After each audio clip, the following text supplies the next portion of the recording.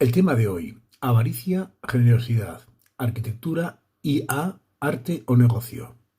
Evitar hablar como animales en Mediocristán. Somos vegetales en Extremistán, con las redes a nuestra disposición. Estamos en el cuarto cuadrante de Taleb. Paciencia, nos adaptaremos. La palabra capitalidad viene del latín caput, cabeza, significando de la cabeza o principal. Económicamente es el comercio de cabezas de ganado, como bien valioso para producir riqueza.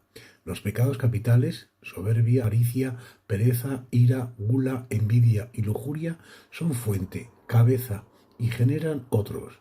Las virtudes capitales, humildad, generosidad, diligencia, paciencia, templanza, caridad y castidad, son la base para combatir los pecados capitales y también dirigen y generan otras virtudes.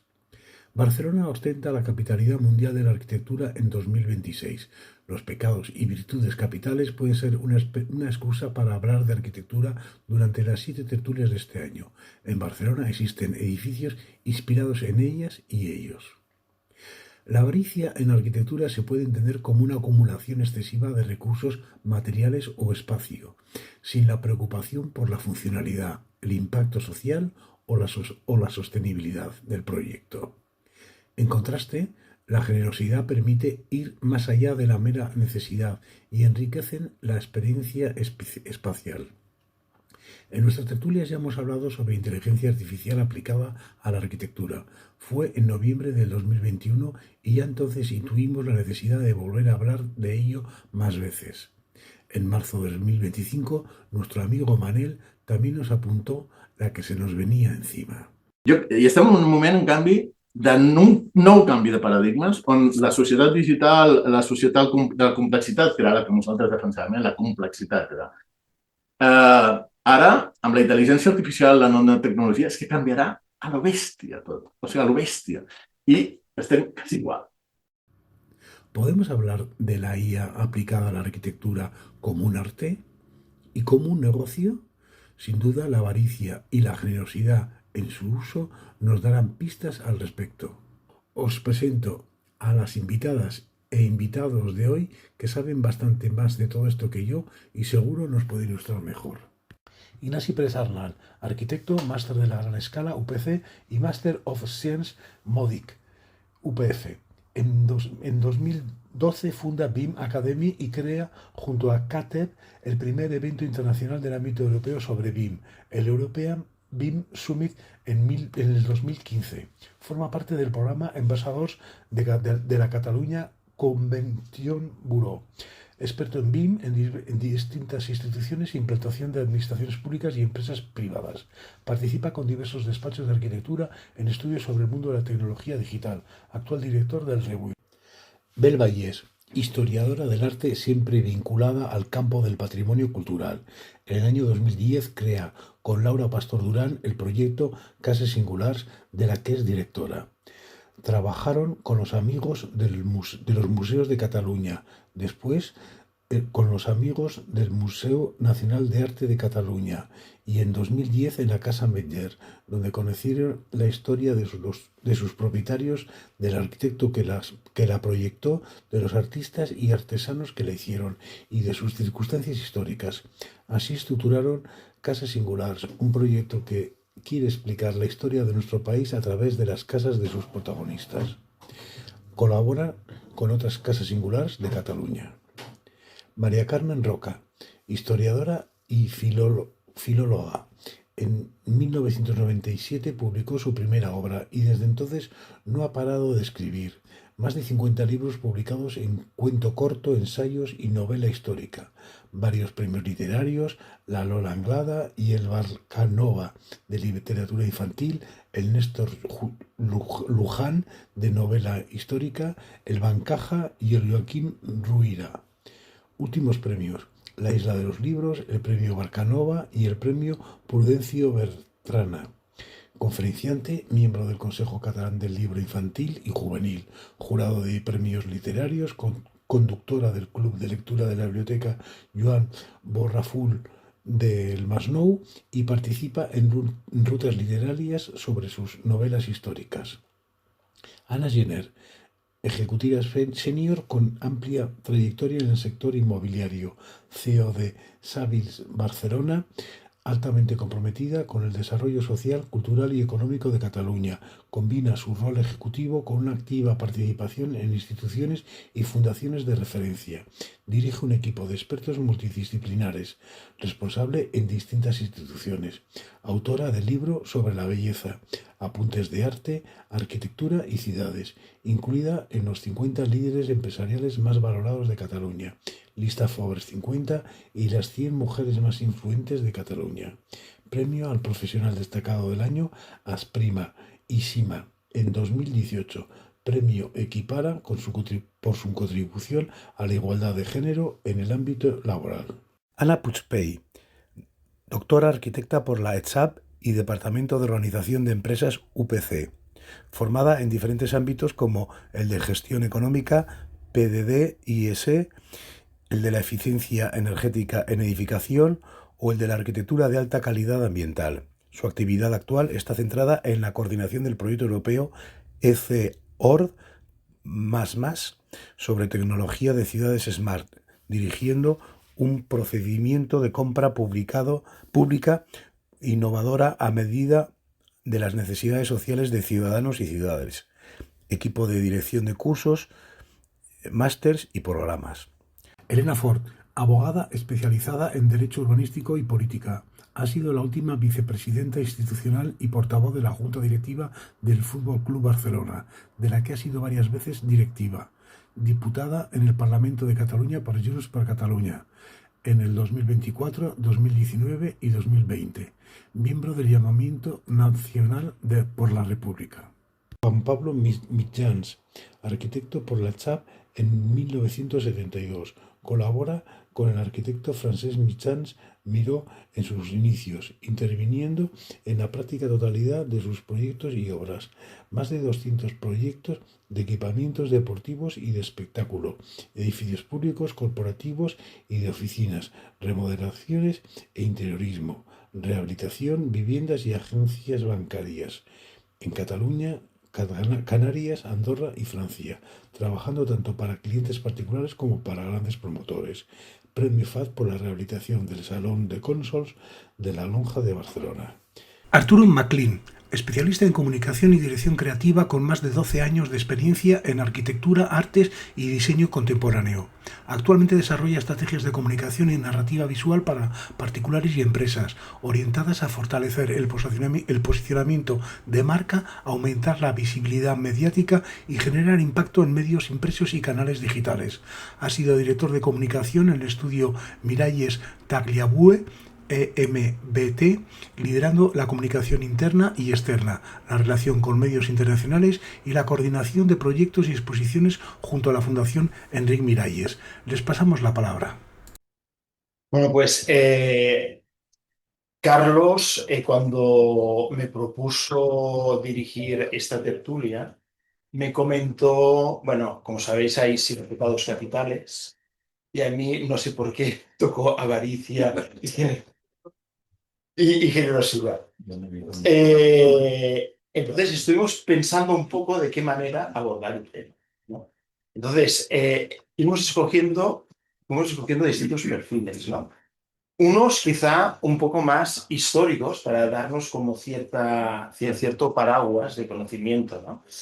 Y entonces había conocido a María Carme Roca, que tiene libros históricos sobre Barcelona, magníficos, desde la Barcelona romana hasta la Barcelona del Eixample. Y entonces había pensado, decir, ostras, pues quizá nos puede dar cierta indicación de cómo había ido creciendo la ciudad desde este punto de vista, ¿no? Pero después también pensé, hombre, Bel Vallès, el que dirige Casas Singulares, las casas singulares, después se puede explicar un poco, pero son aquellas casas que yo creo que ya no se hacen. O sea, son aquellas casas que después de unos años se visitan, se disfrutan, ¿no?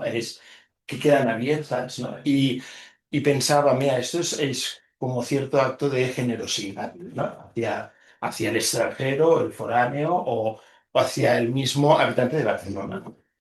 Después pensamos, bueno, quién tiene como criterio arquitectónico, ¿no? Y con Ana Puchbey habíamos, sí, no, porque habíamos tenido muchísima relación hace un par de décadas, o tres, no sé, pero siempre me ha gustado porque Ana tiene un posicionamiento totalmente distinto, yo diría, en el ámbito corporativo de la...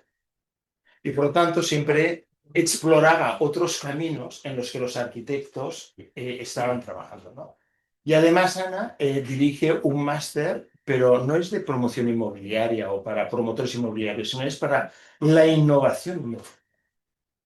Y esto me junta con otro personaje que es Ana Gené, y Ana Gené es la que toca el dinero. O sea, Ana Gené si alguien quiere invertir en esta ciudad, en cualquier lugar de España, ¿no? O sea, dirigir a una persona como ella, que tiene el conocimiento de panorámico del país y ayuda a crear este tipo de inversiones, ¿no? Y pensando en avaricia y generosidad, pues encajaba muy bien, ¿no? Entonces después había pensado, estábamos discutiendo un poco, bueno, ¿cuáles son los grandes proyectos en Barcelona que pudieran mostrar ciertas sintonías, ¿no? Entonces, claro, a través de Joan Canadell me dio el contacto de Elena Ford porque ella, de alguna manera, representa uno de los mayores proyectos en nuestra ciudad, que es el campo del Barça. Además, yo soy culé, digo, pues, me encanta. Y además, ayer perdió en Madrid, o sea que, y después ya lo hemos dorado, ¿no? La lástima es que el día anterior perdimos nosotros, pero esto ya no cuenta. Y entonces Elena ha estado como dirigiendo, ¿no? No sé, ahora he visto, es vicepresidenta, pero ella es directora general, ¿no? No, era responsable, dintre de la junta directiva, responsable política, per d'alguna manera, tota la gestió de l'àmbit de l'espai Barça i portaveu de tot aquest procés. Pues el espacio Barça, como he estado investigando, yo creo que es el mayor, en volumen económico, el mayor proyecto que habrá allí en Barcelona. Más que la L9 y más que la Sagrera. Yo pensaba que quizá, pero no, es el Barça, el campo del Barça. Entonces también es algo interesante ver cómo se plantea el campo del Barça, porque no sé si yo acabo de llegar ahora justo de Madrid y el Santiago Bernabéu, no sé si lo habéis visto, pero es como un edificio coraza, ¿no? Todo cubierto de metal, es un gran proyecto, pero además lo ha hecho un despacho de aquí, que es el de 35, ¿no? Pero es un proyecto que queda en comunicado, ¿no? Es como una pequeña joya allí y ya está. En cambio, el Barça se quieren hacer como unas ramblas perimetrales en cada una de las, ¿no? de las plantas del campo, abierto totalmente afuera, ¿no? Y pensamos con Carlos que es un ejemplo paradigmático de generosidad, ¿no? hacia la ciudad. Y después, claro, si teníamos la persona que se encarga ahora de este proyecto fue ejecutado y diseñado por Francesc Mitjans, y tenemos aquí a su hijo, que casualmente lo conocí una vez, tuvimos una conversación maravillosa y pensé, o sea, es la manera de recuperar un poco el hilo de aquella conversación, porque Francesc Mitjans, él nos enseñará algunas fotos de algunos proyectos en Barcelona, pero veréis que son proyectos que cuando pasas por al lado de aquellas casas o debajo de aquellas casas, son casas generosas con la ciudad, ¿no? O proveyendo un espacio que ahora no lo hacemos en estos momentos, ¿no? Y entonces era un poco de debate sobre esto. Y tenemos a Arturo MacLean, que es un experto en comunicación de despachos de arquitectura, ¿no? Y esta aportación también nos va muy bien porque es de qué manera un arquitecto ahora se muestra en la sociedad. Tenemos los modelos de arquitectos paradigmáticos o arquetipos de arquitectos, ¿no? Que es una figura, etcétera, ¿no? Se basa mucho en esta imagen. Y hay otros arquitectos que tienen un talante distinto. Entonces también se trataba de trabajar, trabajar, tener una tertulia sorpresiva. Yo, al dirigir un congreso como el de Reville, este año con más de 700 speakers, eso es una brutalidad, tienes contacto con todo tipo de recursos, ¿no? Y vas viendo su manera de trabajar, su manera de hacer, su manera de relacionarse también con la industria, con la política, con el mundo económico, y esto era lo que queríamos tratar hoy. Avaricia y generosidad. Además, no contento con el título y con el pecado capital, Carlos además añadió arte, arquitectura, inteligencia artificial. O sea, podemos quedarnos de aquí hasta dentro de un año hablando. Pero la idea era un poco cómo estos temas, ¿no? El hecho de que arquitectura esté ligada con arte o no, la inteligencia artificial, cuál es el papel ahora en nuestro momento, y pues ya, ahora ya se trata de abrir paso a cada una de las personas invitadas. Y si os parece bien, yo quería empezar con Ana Jané. Por Ana Jané. ¿Vale? Porque es el marco más, no sé, yo creo que es una visión magnífica de lo que es nosotros trabajamos a vuestro servicio, ¿no? Bueno, se podría decir algo así también, ¿no? Y entonces también te habrás encontrado con distintas maneras de trabajar. Y por lo tanto, cada uno, para que lo sepáis, cada uno tiene 10 minutos. Más o menos tendremos 70 minutos de presentación y entonces después habrá debate hasta las 9. Carlos a las 21:00 corta. O sea, lo digo para que podamos hacer respuestas más o menos breves o largas, pero pensando que tengamos un poco de participación todos, ¿no? Pues, Fantástico, Ignacio. Muchísimas gracias. Me ha encantado la introducción que has hecho. Tiro del hilo que cuando hablabas de Galicia, he entrado yo en la presentación como representante, ¿no? Y asumo el papel, ¿no? Del mundo del dinero, que es importante también, ¿no? En la producción arquitectónica, en la producción inmobiliaria, vamos a decirlo así. Y si me permitís, pues recojo el guante y vamos a empezar a reflexionar sobre la avaricia y luego acabaré reflexionando sobre la generosidad.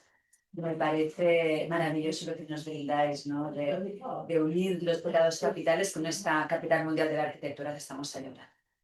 A ver, para contaros un poquito mi trayectoria, os voy a explicar cómo recalé yo en el mundo inmobiliario. Yo era auditora financiera en KPMG y yo en aquel momento auditaba la empresa que promovió Torre Glorias, la Yetana.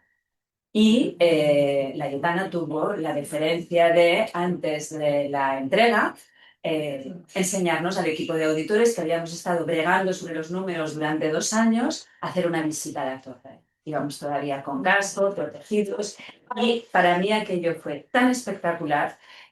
Tuve una revelación, Barcelona se veía tan bonita, el edificio era tan imponente, además quien nos acompañaba nos empezó a explicar, esto es el año 2003, estoy hablando del año 2003, 22 hacía 3 años que se había aprobado el plan urbanístico, pero todavía era nada, solamente había como símbolo Torre Akbar, y recuerdo que nos dijo, aquí donde se inició la industrialización, en esas manzanas que habían sido industriales, que la clave urbanística, como sabéis, es 22A, se han recalificado como 22 arroba, ¿no?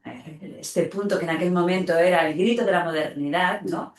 Porque era el inicio de Internet, pues vamos a traer empresas del mundo tecnológico. Claro, yo quiero participar en esto. Y es cuando entré en la organización en la que todavía estoy, y allí sí que he tenido la fortuna, durante 26 años han pasado ya, desde su aprobación, y desde el 2003, 23 años que llevo trabajando de manera muy intensiva en 22 arroba y en otras partes de la ciudad, ¿no? Pero me viene muy bien explicar, porque yo creo que, y cojo el subtítulo, ¿no?, de avaricia, generosidad, también había arte o negocio. Pues tengo que decir que 22 arroba es arte y tiene que ser negocio para que los inversores, los promotores sigan asumiendo el riesgo de contratar un equipo de profesionales muy diverso y tener un dinero y arrancar un edificio que es a riesgo, en el sentido de que es un ejercicio de muy capital intensivo, entregar un producto inmobiliario y esperar tener un retorno. ¿Y ese retorno qué significa? Pues que las empresas, el tejido empresarial que está en la ciudad u otras empresas que están fuera de Barcelona pero que queremos atraer que vengan, como por ejemplo el caso de AstraZeneca recientemente, que ha sido un gran éxito de nuestra ciudad, poder atraer una empresa de esta tipología, pues que vengan, paguen unas rentas y poco a poco ir recuperando el capital y luego ya tener un flujo de rentas que te dé una rentabilidad estabilizada. Os tengo que decir que en Metidos@, en contra de lo que parece que en el mundo inmobiliario es muy fácil hacer dinero, hay mucha gente que ha perdido dinero. Pensad que, y vosotros lo sabéis perfectamente, el entorno que está aquí alrededor, que en el mundo inmobiliario, desde que detectas una demanda, hace falta oficinas. Y esto, antes de la pandemia, había solamente un 3% de disponibilidad de oficinas de Metidos@, es decir, de todo el parque. Había retales, pero ya no podíamos atraer empresas de relevancia, como Sanofi, que acaba de firmar 10.000 metros cuadrados de Metidos@. Entonces, el mundo inmobiliario se pone a promover. Empieza la contratación de arquitectos, de ingenieros, etcétera, de toda una serie de profesionales para empezar a promover. Pero desde que detectas una demanda hasta que la satisfaces, como sabéis muy bien, pasan 2, 3 años como poco. Y si hay gestión urbanística pueden pasar 10, 15, ¿cuántos años pueden pasar? Entonces, te puedes encontrar, como ha sucedido recientemente, que entre que arrancas el proyecto y lo entregas, viene una pandemia, cambian las formas de trabajar, la gente quiere teletrabajar, la economía quizás está más recesiva. Ahora ya os tengo que decir que Metidos@, después de haber entregado muchos edificios que han quedado vacíos un cierto tiempo, y esto es crítico para el mundo inversor, ahora ya afortunadamente los estamos llenando y ya volvemos a estar cada vez más en una tasa de disponibilidad sana. Pero lo que sí quiero decir es que ni en esta industria ni en ninguna otra la avaricia es buena. Sí, por favor, tiene que haber una lógica económica y un retorno económico. Y esto no tiene que ser mal visto. Lo digo porque a veces hay discursos que parece que la pretensión de tener un retorno sea mala. Y os tengo que decir que las rentabilidades de este tipo de operaciones en una ciudad como la nuestra, dentro de los diferentes usos inmobiliarios, como muy mucho, estamos hablando de un 5,5%, pero en la mayoría de los casos es por debajo. Entonces estamos hablando de rentabilidades que son muy limitadas, son muy conservadoras, y el capital que viene lo que quiere es escenarios de seguridad, porque no quieren asumir riesgo. Es ese tipo de perfil que todas las ciudades quieren atraer, que son perfiles con voluntad de permanencia a largo plazo. Y permitidme que acabe hablando de generosidad en un minuto. Somos un colectivo variopinto, ¿no? Los que estáis más cercanos al arte sois los arquitectos, pero luego hay un montón de técnicos, ¿no? Ingenieros, urbanistas, etcétera. También hay los financieros que consiguen una financiación que es imprescindible porque, como decía, es muy capital intensivo, todo proyecto inmobiliario. Luego está, lógicamente, los que ponen el dinero, promotores, inversores, los asesores varios, certificadores, valoradores, asesores inmobiliarios, abogados. Y además ahora también estamos uniendo ecólogos, tecnólogos, expertos en movilidad. Cada vez se va enriqueciendo nuestra familia. Y yo aquí apelaría a todos nos necesitamos mutuamente. El papel de cada cual es importante. Ninguno de estos profesionales por sí solo puede tirar adelante un proyecto inmobiliario. Ni el que tiene el dinero, ni el que tiene el arte, ni el que tiene los contactos, ni el que... Todos nos necesitamos, todos somos una familia. A veces no tienen comprensión. El inversor piensa que igual el arquitecto se quiere lucir con su dinero, el arquitecto igual piensa que le está cazando la creatividad a costa de una rentabilidad ilegítima. Y por favor, rompamos todo esto. Nos necesitamos, somos una familia, somos un colectivo, y acabo con una frase también de generosidad de todos los que estamos aquí representados hacia nuestra sociedad. En función de cómo sea la infraestructura inmobiliaria de un territorio, más o menos oportunidades de progreso tendrá una sociedad. Tenemos una responsabilidad enorme y yo estoy muy orgullosa de formar parte de esta familia con todos vosotros. Bueno, bienvenida a la familia. Sí. Pues si os parece bien, entramos con Ana Puigpell. ¿Parece? Muy bien, yo tomo el relevo, Ana, y gracias por tu speech y gracias a los que nos habéis organizado esta sesión de debate, que puede ser francamente muy interesante. Pues cojo el relevo bastante en la misma línea que tú. Me apunto a lo que ha dicho Ignacio sobre que soy una persona que busco más allá de lo que es arquitectura o de lo que me dijeron que era arquitectura cuando estudié y repaso, como si dijéramos, los temas que habéis tocado en el título, ¿no? O sea, arte. Arte es lo que de alguna manera me explicaron en la escuela, ¿no?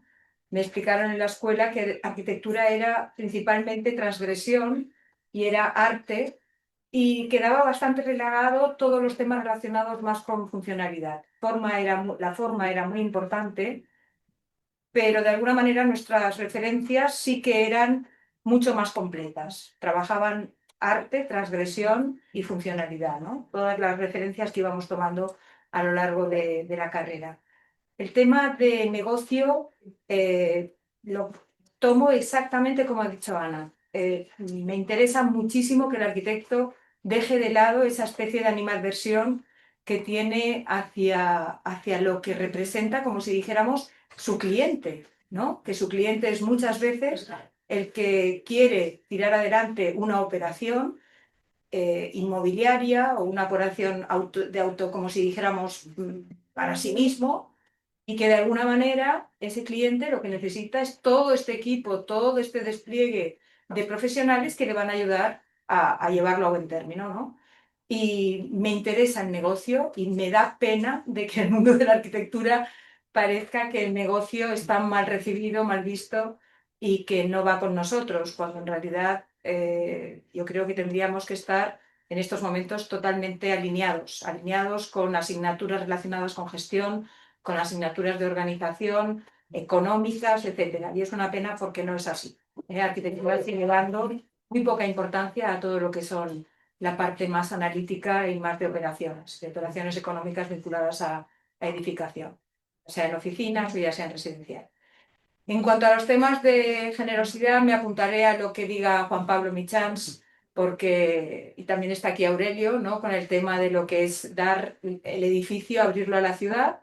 Lo vimos en el 22 arroba, ¿no? Las discusiones aquellas de cómo podéis estar haciendo halls de 15 metros cuadrados, 20 metros cuadrados para un edificio brutal, abrirlo a la ciudad, hacer actividad en planta baja, en planta primera, que la ciudad también pueda disfrutar. Yo lo vi mucho contigo en el 22 arroba y la verdad es que lo disfruté muchísimo y Juan Pablo nos hablará de la arquitectura de su padre, que también juega a esto, ¿no? A darle espacios privados, dárselos a la parte pública, ¿no? Al espacio público. O sea que la generosidad la veo muy vinculada con un tipo de arquitectura determinada y un tipo, como si dijéramos, de gente que dirige la arquitectura de la ciudad. Y aquí tenemos un ejemplo que ha sido Aurelio durante todos los años que has estado de director de arquitectura y patrimonio. O sea que en este sentido, felicidades, porque yo creo que Barcelona tiene ese punto que es muy interesante. Avaricia. Avaricia, paso de largo. Me hubiera gustado más en otra. Me hubiera gustado más estar a gula, quizá. Soy una gran comedora de dulces, pero, o sea, eso, avaricia me paso y me voy a la IA. Sí que me voy a la IA porque en la presentación de Carlos no han comentado dónde estoy yo desde el 2013. Estoy en el Instituto de Robótica de la Universidad Politécnica y estoy haciendo, como si dijéramos, cómo se integran las nuevas tecnologías en el espacio público y quizá el concepto IA, quizás soy la que mejor puedo hablar de este tema. No sé si me quedan 2 o 3 minutos. La cuestión, ¿cómo tendremos, qué será la IA? Tengo tiempo. ¿Qué será la IA para nosotros, ¿no? Para la arquitectura? ¿Será arte? ¿Será negocio? ¿Será solamente forma? ¿Será función? La IA será lo que nosotros queramos. Yo no me harto, o sea, me harto de pedir a mis estudiantes que programen, que aprendan a programar. Si conseguimos programar nuestros algoritmos con unas bases de datos determinadas, pues tendremos la ayuda de la IA que queramos. Y eso es lo que tenemos que conseguir, que no sean, como si dijéramos, otros los que decidan cómo va a ayudarnos la IA, sino que seamos nosotros los que digamos cómo queremos que la inteligencia artificial sea una herramienta para ayudarnos. Y yo creo que en estos momentos no hay duda de que nos va a ayudar. Ahora, para que nos ayude bien, arquitectos diversificados en 1000 áreas y no solamente en la parte más, como si dijéramos, de proyectar, que es la que nos enseñan y la que consideran prioritaria en las escuelas de arquitectura. O sea que hasta aquí lo que os puedo contar yo. Pues magnífico. Voy apuntando criterios y conceptos para después ya empezar a debatir. Y yo creo que estaría bien apuntar la parte histórica de Barcelona, si os parece. Bel y María Carme. No sé cuál quiere empezar. No sé tocar, sí, Sí. Bueno, bona tarda, gràcies per haver convidat. És un plaer ser aquí. I, bueno, en certa manera em sento com una mica com allò, com el bolet estrany. Jo soc humanista, soc de lletres, i esclar, no hi entenc que puc parlar com a espectadora. I com a historiadora i escriptora és ara el que em dedico. O sigui, la meva formació acadèmica va ser la història i la filologia, però el que em dedico és a escriure. I m'encanta quan puc casar literatura i la història. No? I jo crec que soc, o sigui, que a mi em serveix la ficció que creo per transmetre a través de les novel·les, però que tenen un pòsit molt important de realitat. El que transmeto és aquesta veritat que tenen les ciutats. Sobretot Barcelona, que és... Jo he nascut aquí. A més, he nascut al barri Gòtic, al carrer de Sant Domènec del Call. Vaig néixer a casa, amb la qual cosa, doncs, em sento molt vinculada al barri. És un fet diferencial. I al costat del que diuen que era la casa més antiga de Barcelona, que és el número 6 del carrer de Sant Domènec del Call, que ara es diu Salomó Benaflent. Vull dir, ha canviat. Jo això de petita ja, em donava importància. A casa, la finca on vaig néixer era molt senzilla, però clar, això d'estar al costat de la casa més antiga i més bonica, reformada, doncs bé, això a mi em feia il·lusió. I després els pares es van canviar a una casa que està al costat del carrer de la Fruita, que està al costat de la Generalitat. O sigui, si nosaltres mirem la Generalitat, tenim per una banda el carrer del Bisbe, per l'altra el carrer de Sant Honorat, i al costat de Sant Honorat un carreró petitó que dona a la Generalitat i aquest carrer de la Fruita. I és una casa, una finca, que l'entrada és del segle XVIII, ja imposa la història. Sembla que havia sigut una escola de nens jueus, abans que es cremés el barri jueus, i jo sempre m'imaginava que a sota, doncs hi havia les restes romanes. De fet, just a davant mateix hi ha una part del Museu d'Història de la ciutat que hi ha una casa romana del segle IV i unes sitges del segle VI.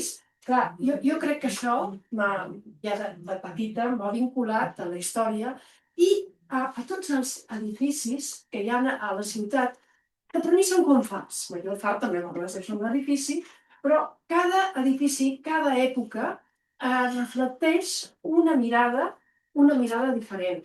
I això trobo que més ens enriqueix. I Barcelona és molt rica, és esplèndida, amb aquestes diverses mirades que vosaltres, els arquitectes, o els col·laboradors vinculats a l'arquitectura, també que hi podríem posar els enginyers, els urbanistes, doncs feu que aquesta ciutat és que no hagi una mica d'interès que tenia aquella petita Bàrquino quan va començar a créixer a partir del segle I abans de Crist. Jo, admiro l'arquitectura, jo considero que aquí és que estic amb tu, l'avarícia no entra. Per mi l'arquitectura és una disciplina generosa. Primer, perquè la persona que concep aquell edifici i tots els col·laboradors, evidentment tothom és important, estan oferint la seva obra, que a més procuren que sigui bonica, que sigui pràctica, que tingui tot allò que una persona que hi ha de viure, o un edifici que estigui al servei que sigui públic, doncs pugui ser útil. I esclar, a mi això de l'avarícia se'm fa com estrany, però està bé perquè així podem contrastar la generositat. I Barcelona mateix és una ciutat generosa des de sempre, d'acollir cultures, maneres de pensar, és eclèctica, i això doncs la fa única. Li passo la paraula perquè a l'Abel, que pot ella dir molt de sobre. Sí, des de, en aquest cas, sobretot. Jo lligaré una mica el que deia l'Anna, jo soc historiadora de l'art soc la del Vallès i vaig començar a treballar amb els museus, amb les associacions d'amics, que per tant volia dir que la meva missió sobretot ha estat sempre comunicar i difondre el patrimoni de Barcelona, i aleshores he viscut intensament tot el moment olímpic de la creació dels grans equipaments culturals de la ciutat i he tingut l'oportunitat de crear cases singulars. És una empresa i estic d'acord amb l'Anna, és art i negoci. No és art o negoci, sinó que hem de treballar sempre conjuntament. Però imagineu-vos, jo com a historiadora de l'art, la meva sòcia també, vam haver de fer equip amb economistes i amb gent d'empresa per poder tirar endavant. Molt resumit, cases singulars el que pretén és donar a conèixer cases, museus, biblioteques que en aquests moments de la ciutat de Barcelona, del segon terç del segle XIX, principis del XX, Puig i Cadafalch, Gaudí, Domènech i Montaners, que són els més coneguts, però també equipaments com la Biblioteca Arús, la Casa Rocamora, la casa del gran col·leccionista d'indumentària que va donar la seva col·lecció perquè era el Museu Tèxtil de Barcelona, etc. I aleshores ens vam donar compte que hi havia tots aquests espais que tenen uns altres usos. Per exemple, el Palau Baró de Quadres de Puig i Cadafalch és l'Institut Ramon Llull, no? El Palauet Casades és la seu del Col·legi d'Advocats, però clar, tots tenen unes històries. Aleshores, clar, nosaltres com a historiadors el que fem és investiguem molt a fons, ens anem a arxius, a biblioteques i tal, quins són els arquitectes, quan els van construir aquests edificis, quins usos li van donar, les famílies, etc. Creem uns discursos que després el que fem és, gràcies a que podem col·laborar amb aquests espais, els obrim a la ciutadania, que normalment no estan oberts al públic, i aleshores difonem tot aquest coneixement, no? Clar, jo em dedico sobretot a uns espais del passat, però crec que tot això que està passant a la ciutat, a la Torre Glòries, etc., el dia de demà haurem d'explicar també tota la seva història de tot el que ha passat, no? És a dir, tot i que jo soc més, em dedico més a edificis que tenen tota una història i un coneixement, però, per exemple, 2 exemples. Sobretot explico la Manzana de Discòrdia. La Manzana de Discòrdia amb les 5 cases que hi ha al Passeig de Gràcia, entre Aragó i Consell de Cent. I ara, amb l'any de l'arquitectura, hem fet un esforç increïble de donar-lo a conèixer més. Vosaltres el coneixeu, però la gent, tots els visitants que tenim, que els fem una visita d'autor, els fem unes explicacions en tot l'arxiu fotogràfic i documental que hi ha a la Casa Matller, etc. És a dir, la ciutadania general es pensen que les cases són de nova construcció. Les cases són... Sí, o sigui, el Gaudí no va construir una casa de nova planta, ni el Puig i Cadafalch, ni el Domènech i Montaner. Aleshores, creiem que hi ha molta feina a fer encara per arribar a la ciutadania i explicar-los Barcelona realment amb tot aquest coneixement que investiguem i que donem a conèixer, no? Però clar... La gent es pensa que són nous. Sí. La ciutadania. Vosaltres esteu en un nivell molt, molt alt. Però clar, i el turista ja no et dic. És a dir, hem d'explicar-li la Barcelona, no? I tota la seva història. I aleshores, per exemple, nosaltres gestionem la Casa Matller de l'industrial del xocolata Matller, que tots haureu provat, o haureu degustat. On està? Porta per porta amb què? Amb la Casa Batlló, no? Aleshores, Casa Batlló, o sigui, nosaltres som superamics de Casa Batlló, però som 2 models de negoci diferents, però bueno, convivim. És a dir, quan tothom a la Casa Batlló, no? Tots els espais de dins, són uns cracs en gestionar l'espai, no? I realment a cada hora tens 1.000 activitats alhora, unes cues que arriben a Aragó. La Casa Matller, si vosaltres veniu, cues, jo faig 23 visites, els meus guies són tots historiadors, arquitectes o llicenciats en art, visites sempre acompanyades amb gent, amb molts idiomes i tot. Clar, nosaltres tenim tot l'interior, a la Casa Matller de Puig i Cadafalch, hi ha tot l'interior original del 1900, el treball de més de 50 artistes i artesans. Clar, no podem fer un model de negoci agressiu o avariciós perquè es faria malbé tot. Clar, la Casa Batlló té la sort de que els espais estan buits. Però, a favor, quan ells van fer la restauració de la façana, us en recordeu fa poc? Nosaltres vam fer les visites guiades, vam pujar a la Bastida i els vam estar explicant amb els artesans que estaven allà tot el treball que fèiem, no? És a dir, és una mica tota aquesta feina que fem. I l'altra cosa que us volia dir també, de generositat, per tant, crec que tots som 100% els que estem aquí, amb ganes d'ajudar la ciutadania, però, per exemple, també passen coses en el camp cultural, com, per exemple, la Pedrera, amb els pisos del bar Cine, no? O sigui, clar, per nosaltres, quan expliquem la història de la Pedrera, doncs, intentem introduir-ho, que també van haver uns apartaments, perquè si no, el coneixement s'anirà i la gent no ho sabrà. És a dir, em No passa molt queda de... ningú per la Corsinia, no? Es van derruir tot. Però no quedava un, no es va deixar un. No.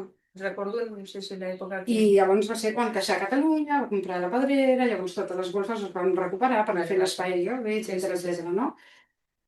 Bueno, es una mica això, ¿no? Y después, cuando Carlos, en la reunión escuché en el vídeo que os preguntaron ¿por qué sale el edificio de Richard Mayer en el mapa, ¿no? Y tú dijiste, Pero habías entrado No podías en explicar. sí, no ¿no? podías Y que tú no explicar, sabías. la gente no lo sabe. Bueno, a ver, estas tertulias, este ciclo lo ha montado una amiga. No, pero por eso, es que yo tengo una pequeña respuesta. La que hablamos de ella. Y cuando se nos ocurrió la idea de montar, ¿de qué hablamos en estas tertulias? Pues vamos a hablar de pecados capitales, es la capital a nivel mundial, y entonces metimos en inteligencia pecados capitales y cómo se pueden aplicar en la arquitectura. Y te dice perfectamente cómo se puede entender cada pecado capital aplicado a la arquitectura. Pero claro, ya vamos a analizar el edificio y vamos a ver si hay algún edificio de Barcelona que puede ser avaricioso. ¡Pam! El Marquardt. ¿Pero por qué? Es decir, yo lo estaba intentando analizar, no, pero en aquel momento cuando se creó había una pregunta. Se construye un edificio y ¿qué pasa con la colección, la fundación? O sea, no fue paralelo. En Barba es un edificio que ha tenido mucha problemática de inserción en el naval. Esto también. Pues ahí están los indicios. Exacto, no, pero claro, decía, no sé por qué me ha salido. Como en el arte se pueden hacer todas las interpretaciones que queráis, ¿no? Pero bueno, vamos a seguir con la tertulia. No sé si... No, lo único, el uso de la IA también, como Ana, es decir, yo creo que en estos momentos lo utilizamos como herramienta que nos ayude, pero a nivel de contenidos, cuando pedimos, ¿no?, información y tal, aún, bueno, ya llegará, yo creo, pero estamos en el proceso. Lo de la IA ahora es lento, ¿no? Lo curioso es que cuando creamos que el edificio de Barcelona era generoso, nos apareció que el experto de Michans para la fiesta en condición séptica. No, y ahora yo creo que podemos pasar al caso de estudios, ¿no? Si os parece. Y entonces hay un arquitecto y si te parece, Elena, empezamos con Juan Pablo para esta dimensión también histórica de esta figura. Y Vamos a estar aquí porque nos va a gustar. Juan Pablo solamente ha traído 89 diapositivas. Sí, a ver, cuando el jueves pasado entro en la tertulia, me entero que tenía que participar, me un sudor frío, bueno, he recuperado.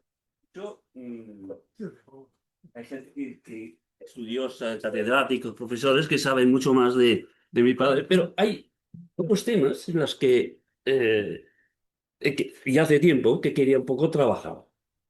Por un lado, que es hacer una base de datos sobre la obra de mi padre, porque está todo depositado y bien conservado en el archivo del colegio, pero hay cosas fuera, ¿no?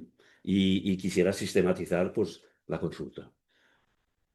Otro tema es la cara oculta de Michans. Hay proyectos que no están en el archivo del colegio, que bueno, los voy encontrando, y hay cosas muy interesantes. Y también podría haber el concurso que no se ha realizado. Y otro tema que ya le estaba dando vueltas era el tema de los espacios regalados. Que cuando planteaste la generosidad, dice, date, empezamos. Lo que pasa es que he estado haciendo una búsqueda de imágenes y si sé un poco cómo va ya no solo el tiempo, sino la presentación, tendría que haber sistematizado un poco, seleccionado más. En realidad, generosidad. Mirad, donde está el asterisco es la casa de Migó. La casa de Migó que cualquiera y todos los arquitectos conocen. Entonces, a ver, sí. A ver. La del lado es Coder. Sí, la del lado es Coder. Y lo divertido es que a veces dicen, no, Coder admiraba tanto a Michans que también se retrasó. No, había una servidumbre de vistas y puntos. Pero bueno, no, se respetaban, pero digamos. A ver. No, mira, esta. Aquí tenemos que la parcela a la derecha es la casa de amigo y la parcela a la izquierda era del mismo propietario, amigo de infancia de Michans, y por tanto que tenía mucha confianza y le gustaba la arquitectura moderna. Con lo cual, la primera casa puede hacer lo que quería hacer, las terrazas. Cosa que la que ibas con un taxi y dice, ah, aquella casa que está al revés, ¿no? O sea que sorprendió. Eh, generosidad. Bueno, el padre detestaba el piso con tanta profundidad del ensanche y convence a su amigo que como se quería mantener la casa en la torre, porque tenía una torre en la parcela, pues le convence de tirarse hacia atrás y crear un jardín. Aquí veis el coche, la puerta del garaje, un jardín y la fachada. Con lo cual hay una pérdida total de superficie construida. No total, recupera, hace un piso más, pero es el caso peor, ¿eh? Normalmente intenta compensar, pero en este caso, como el cliente quería mantener la torre, pues quizás perdió demasiado. Aquí tenemos un caso un poco curioso. ¿Veis en la curva esta? ¿Aquí qué ha pasado? Bueno, pues que el arquitecto propone retrasar la fachada, con lo cual edifica más en altura y tenemos el edificio este maravilloso de Mitre Madrid, ¿no? En la parte que se retrasa, crea una acera diferente. El ayuntamiento al final ya se harta y ya la han regularizado y se ha pasado. Pero bueno, es un caso de que la acera ha ganado, o sea, se ha retrasado la alineación y ha ganado. Ahora, ¿de quién es la generosidad? Porque yo creo que, o sea, hay un instigador, que es el arquitecto, pero el funcionario que acepta, hay generosidad, que hoy no la hay.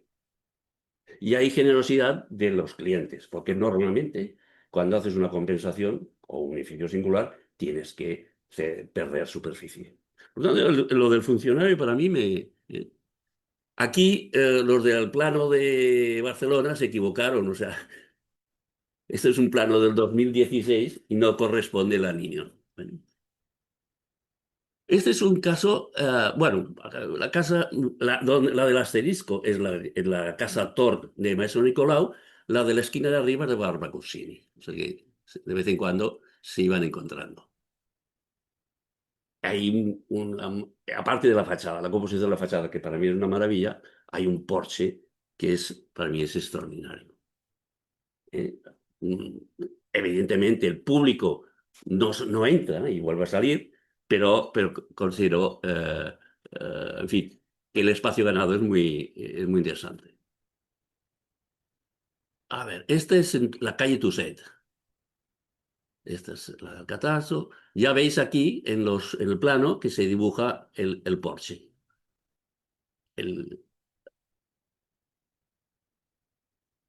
Este es el Porsche.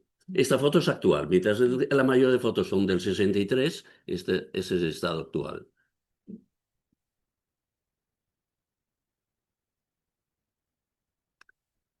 Este es un caso curioso porque, bueno, eh, curioso en la documentación. No he tenido tiempo de ir al colegio de arquitectos y he tenido que utilizar fotos antiguas. Esta estaba hecha por mí cuando tenía entre 12 y 13 años, porque yo me iba al despacho a jugar con las maquetas, me llevaba mis coches y esta vez empecé a ya hacer fotografías de arquitectura. Curioso, muy curioso el remate de cubierta. Estas son fotos actuales, porque ya que no estaba bien documentado.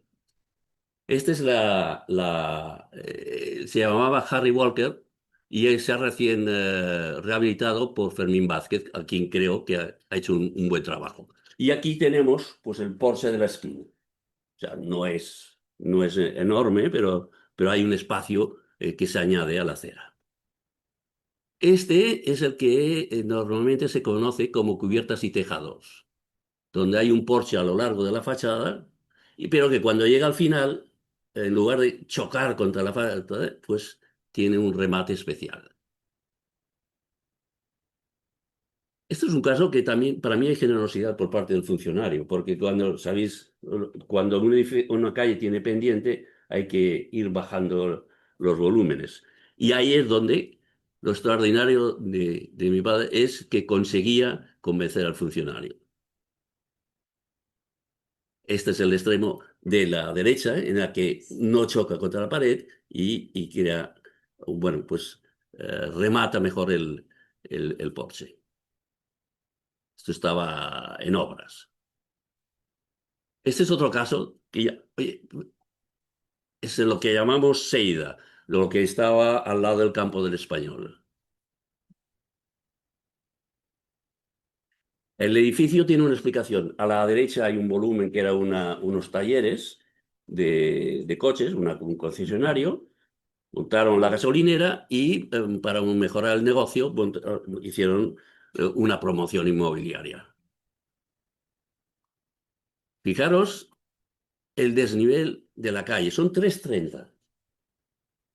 Conseguir mantener la horizontal pues, es magnífico.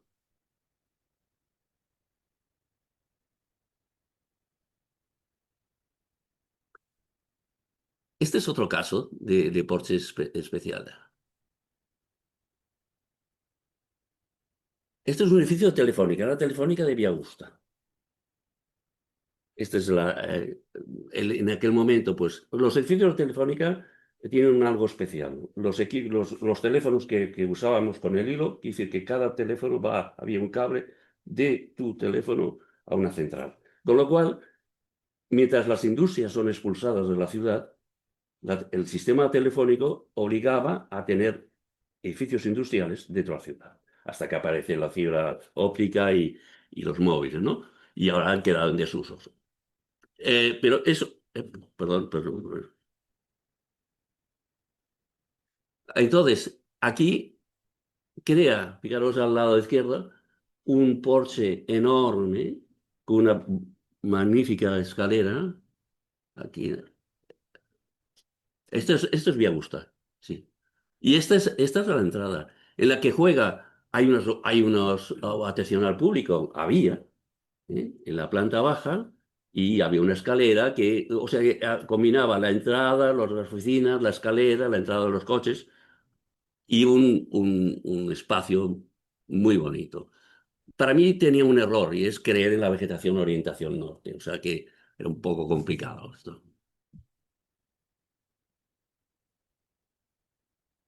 Y perdón, esto se ha colado aquí ahora, perdón, esto es tu set, que ahora se me ha colado, y esto, perdón. Entonces, el Filiostel.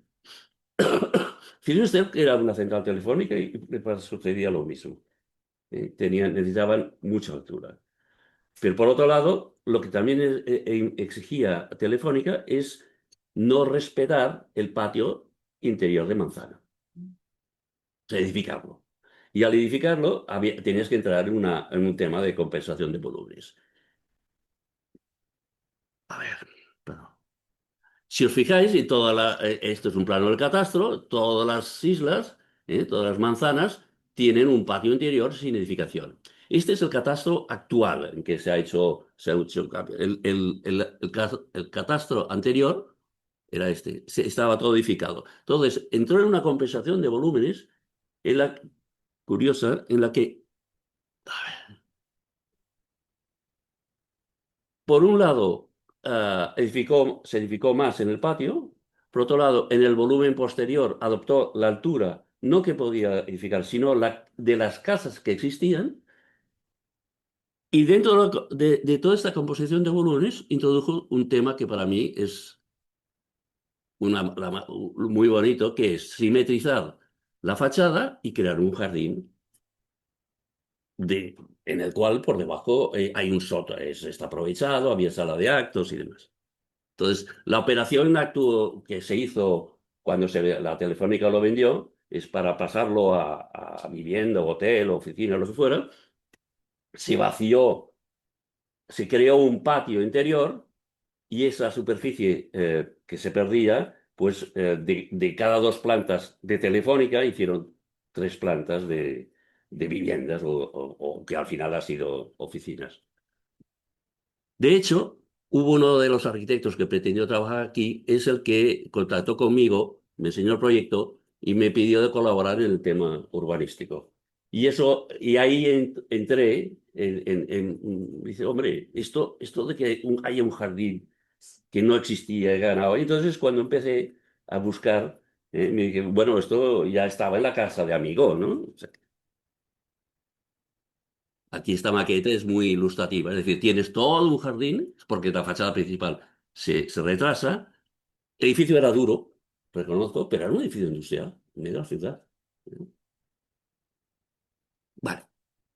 Y por último, ya todos lo conocéis. ¿Qué pasa aquí? Bueno, aquí ya voy un poco más de la generosidad. Fijaros, el catastro indica que ese espacio que hay a la izquierda del edificio es privado. Pero cuando pasas no te enteras. ¿Y cómo evoluciona este proyecto? Bueno, ya veis, el año 63. Un volumen, un bloque paralelo a la calle Balmes. Como hay el transatlántico pero allí está orientado a la calle Córcega, este estaba Caiba. Misma maqueta, el bloque colocado paralelo a la calle París. Cuando hubo el concurso del transatlántico, mi padre se presentó, no ganó Santiago Balcells. Su propuesta era también un paralelepípedo y se dio cuenta que se lo habían criticado, que la orientación no acaba de convencer, y entonces le da la vuelta y lo pone en diagonal. Tiene los laterales, fijaros, los laterales siguen la alineación de París, sigue la alineación de Balmes y crea un chaflán donde no existía. Y se da cuenta que le ha salido un Pirelli. Pero un Pirelli, se preocupa. Se van, Santiago Balcells y mi padre se van de viaje. Las 3 maquetas eran de 63. El viaje, como podéis ver, había un partido del Real Madrid en el 64. No, ellos no fueron, pero se hicieron la foto. Con lo cual puedo datar que su viaje a ver a Pirelli es del 64. ¿Y qué ha pasado? Van a ver a Pirelli, que yo sepa, no visitaron a Gio Ponti, aunque se dice, pero no. Y en lugar del chaflán totalmente recto y las fachadas que están, según París y Balmes, macizas, no. Es decir, a partir del viaje a Pirelli, sí que hacen una corrección de que en lugar del chaflán recto, lo giran un poco. Con lo cual entiendo que consigue un edificio mucho más elegante. Listo. Pues muchas gracias. Con la visión desde... Pero, insisto, la generosidad creo que también es del promotor, el promotor que le sigue y que acepta pérdida. Porque en los edificios singulares la regla ya estaba clara, que tú podías hacer un edificio con más altura si perdías un 10%. Venga. Ha sido una magnífica clase de historia de los celulares.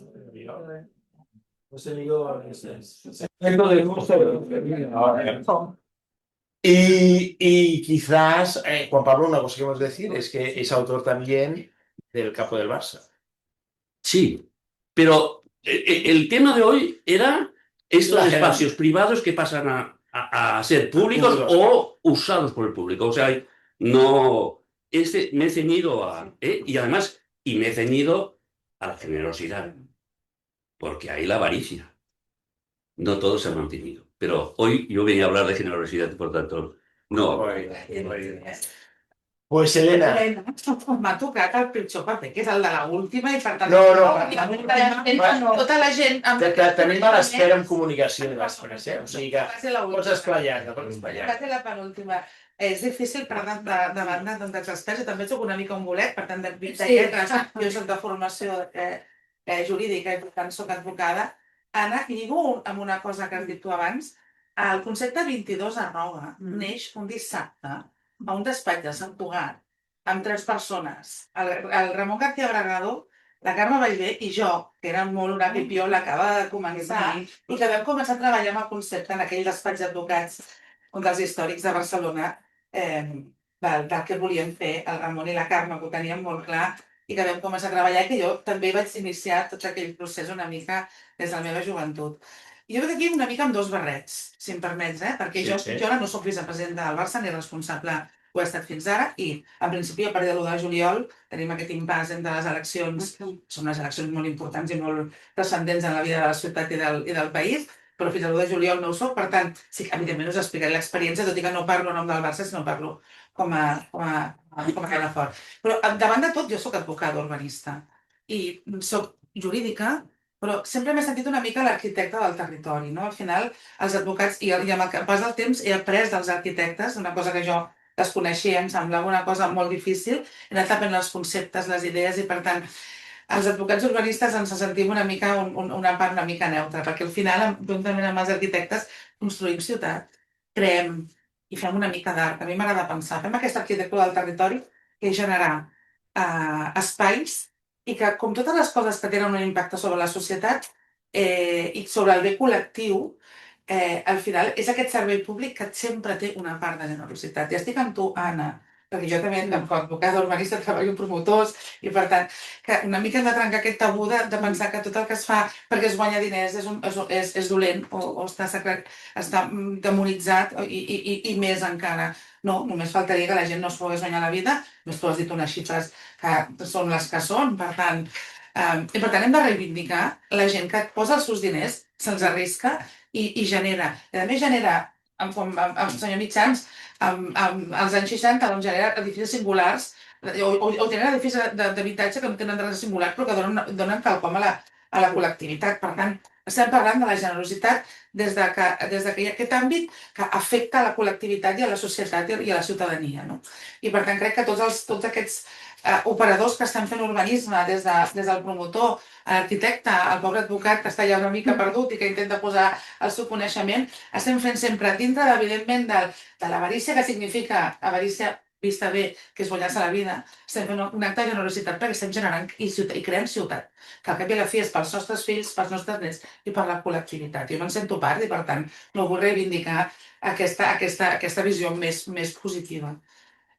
I ara em poso l'altre barret, que és el d'exvicepresidenta del Barça i responsable d'aquesta obra icònica de la ciutat, que amb el senyor Mitjans no ha volgut parlar massa.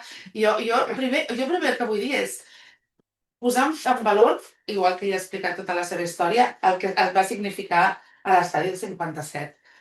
Com a mínim des de la part esportiva, i això ens agrada explicar-ho, jo saps que si m'has escoltat sempre ho intento posar en valor, que és que és un camp, és una construcció, que és un camp de futbol destinada a aquest esport, que va trencar motlles, com s'ha vist, suposo, en altres coses, l'any 57, per això està protegida, perquè genera una diferència amb l'arquitectura esportiva que hi havia abans, que eren aquestes grades obertes, generoses, si volem dir-li, no? Ja contempla una part de generositat per si mateix.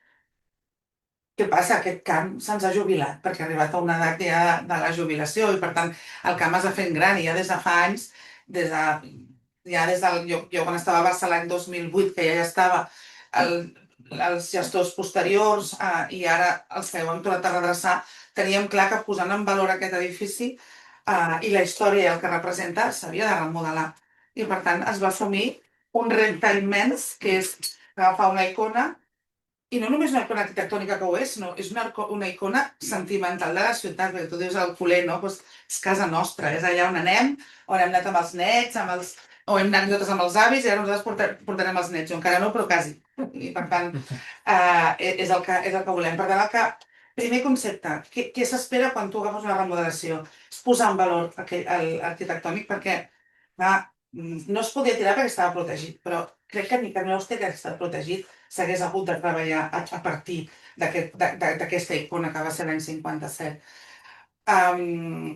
I el que busques és posar-lo també en el segle XXI, i per tant, per la remodelació. Sé que hi ha hagut, i abans parlàvem d'una tertúlia, i sé que jo en aquest sentit també, que és el que he estat a la portaveu, ho he viscut clar, no? Hi ha una certa animadversió contra aquest projecte arquitectònic, perquè ja s'entén que igual de la mateixa manera que l'any 57 és un projecte mitjans, i per tant, i una capitalitat com Barcelona, on l'arquitectura és fonamental, es diu que aquest projecte no és d'un arquitecte, no? Que no té un arquitecte icònic a què se li doni nom. A mi, permeteu-me, i també crec que en nom del club que he representat fins ara i que l'he gestionat, jo crec que el Camp del Barça, amb la remodelació, sense la remodelació, és mitjans.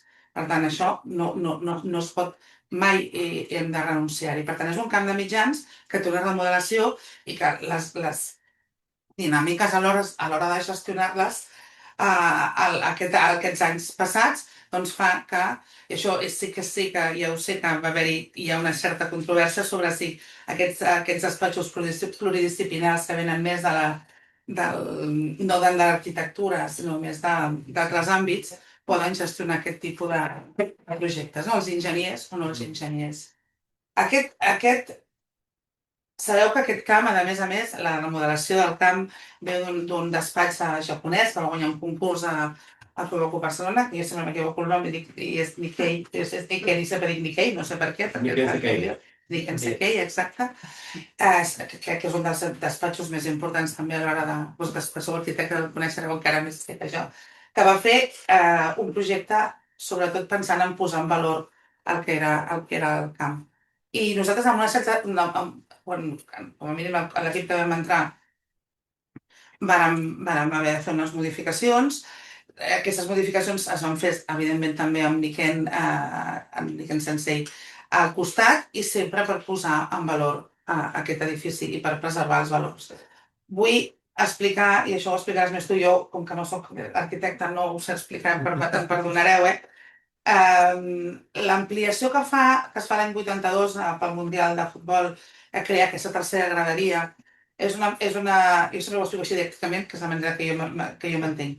Diguéssim, el que fa és enganxar-se a la façana antiga, i per tant, des de la façana genera aquesta tercera graderia, i aquest projecte actual, amb les últimes modificacions, però ja des de l'inici, una cosa per mi meravellosa, que és separar de la façana, separa l'estructura de la tercera graderia, genera una cosa que volem fer, i que ho expliquem sempre, que és que es pugui admirar l'edifici original i que estigui preservat, genera aquest espai, li direm una mica com la catedral, perquè donant 360 a l'alçada de la tercera graderia, que li donarà una majestuositat, augmenta la petjada sobre el territori, però bueno, no passa res, jo crec que això posa en valor l'edifici existent.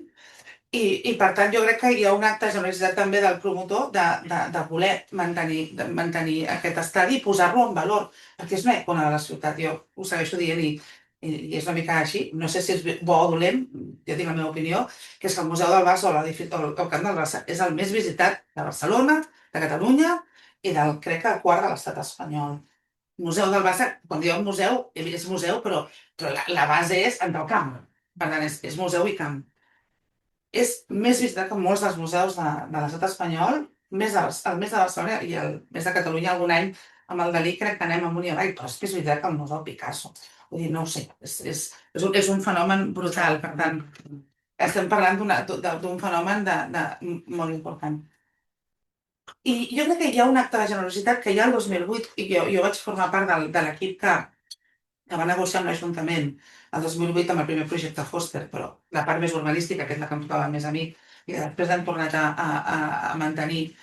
És un acte de generositat per mi del Fugoku Barcelona majúscul, que és milers de metres quadrats de propietat privada, de finca privada inscrita al registre, es treuen les tanques existents de tota la vida i s'obre per a un ús. En el planejament es parla de titularitat privada d'ús públic, una figura una mica estranya, però s'utilitza com a mínim amb aquesta extensió i, per tant, el Barça regala l'ús a la ciutat al districte, al barri de les Corts i a la ciutadania de milers de metres que conformen tot l'entorn de l'estadi per tal de que allò sigui quelcom que com a ciutadans hi puguem anar o diguéssim, o també turistes, puguem gaudir-ne els 365 dies de l'any i perquè a més al camp també evidentment també hi ha una evolució que passarà de ser un camp on estrictament es juga a futbol i té un museu visitable a ser un edifici on hi passaran moltes coses. Hem de buscar un model bo i això sé que també preocupa, amb un equilibri, perquè nosaltres, parlaves tu abans del camp del Real Madrid, no?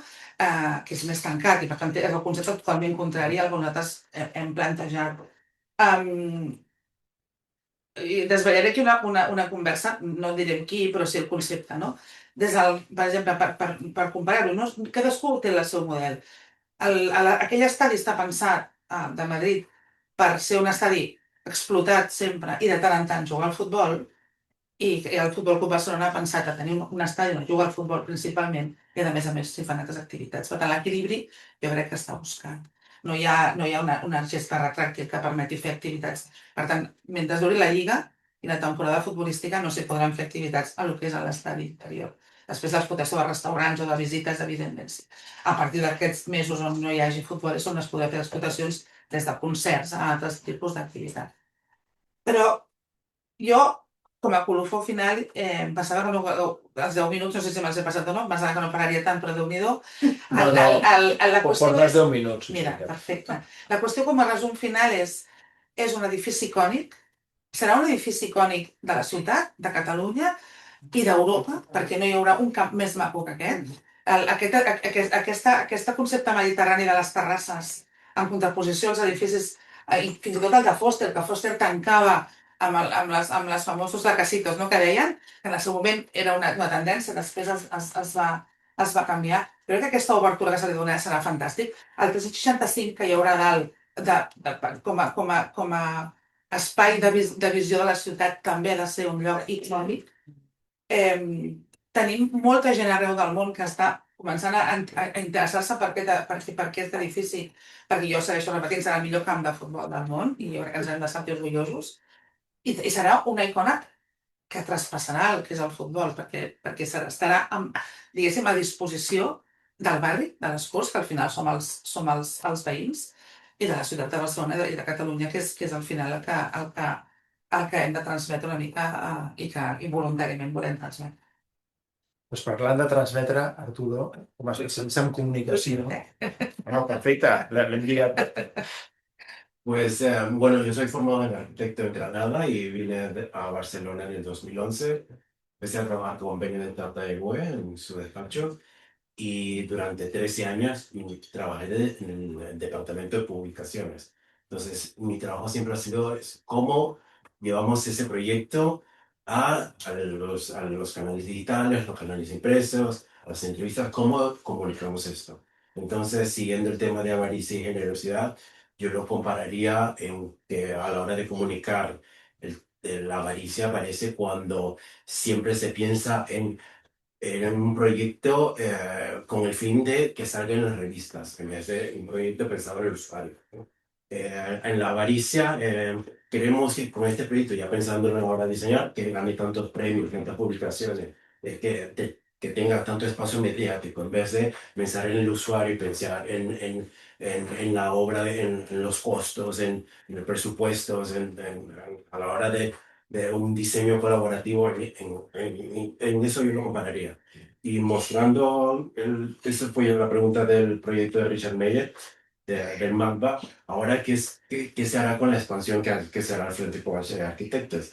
Entonces, pensando en ese proyecto, yo supongo que hubo un presupuesto altísimo, por eso sale como ejemplo en la IA, y ahora ver cómo H Arquitectos contempla esa plaza y mantiene el tema de los skaters y bueno, hay quienes lo ven garrafoso, hay quienes lo ven bien, entonces no sé si es avaricia o generosidad.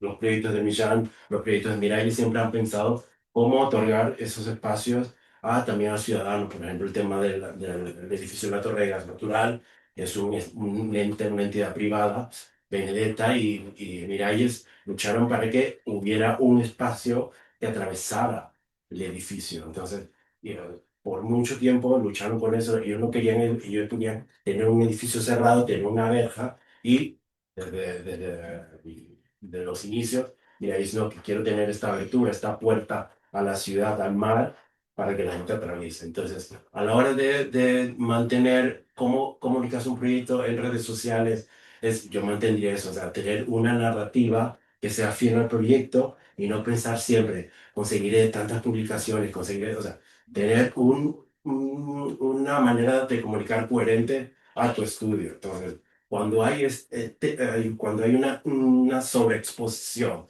de un proyecto, ya no.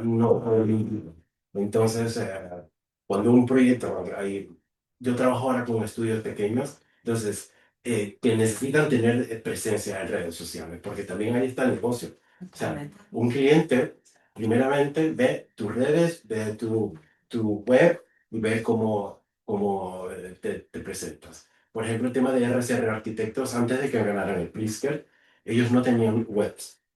Sus proyectos no existían. Ellos tenían clientes de boca a boca. Después de haber ganado el Pritzker, han tenido que salir a los medios, han tenido que tener redes sociales, Instagram, web y todo esto. Entonces, ahí va mi aportación. El tema de las comunicaciones. ¿Cómo te presentas? Hacerlo de calidad, hacerlo en buenas revistas, evitar la sobreexposición, buenas fotografías, y el tema de generosidad, siempre pensar en el usuario. Volviendo al tema del estadio del Barça, yo no sé si en la comitiva de diseño han invitado a los vecinos, porque los vecinos... Entonces es un caso que también es generoso a la hora de diseñar. Cuando hay un edificio que afecte muchísimo al entorno, hay una comisión de vecinos que también da su opinión. Entonces yo lo veo en ese tema generoso. I acabo. Sí, però si haguessin pels veïns no haguessin fet res, vull dir que si hagués sigut pels veïns ens marxaríem, estàvem molt bé a Montjuïc perquè els veïns a les curses deien que no volvíem. Sí, La IA es parte.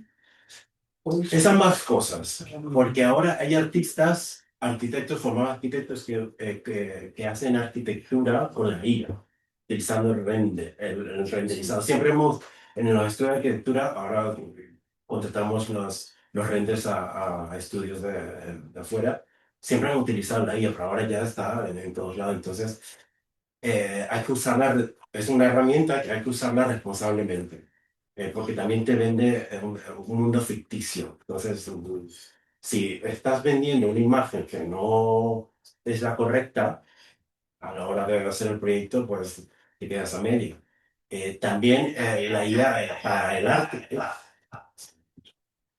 Hay imágenes que se están vendiendo en museos y tienen presencia, entonces ya es ya lo separaría el tema de arte, pero siempre ha sido arte y negocio.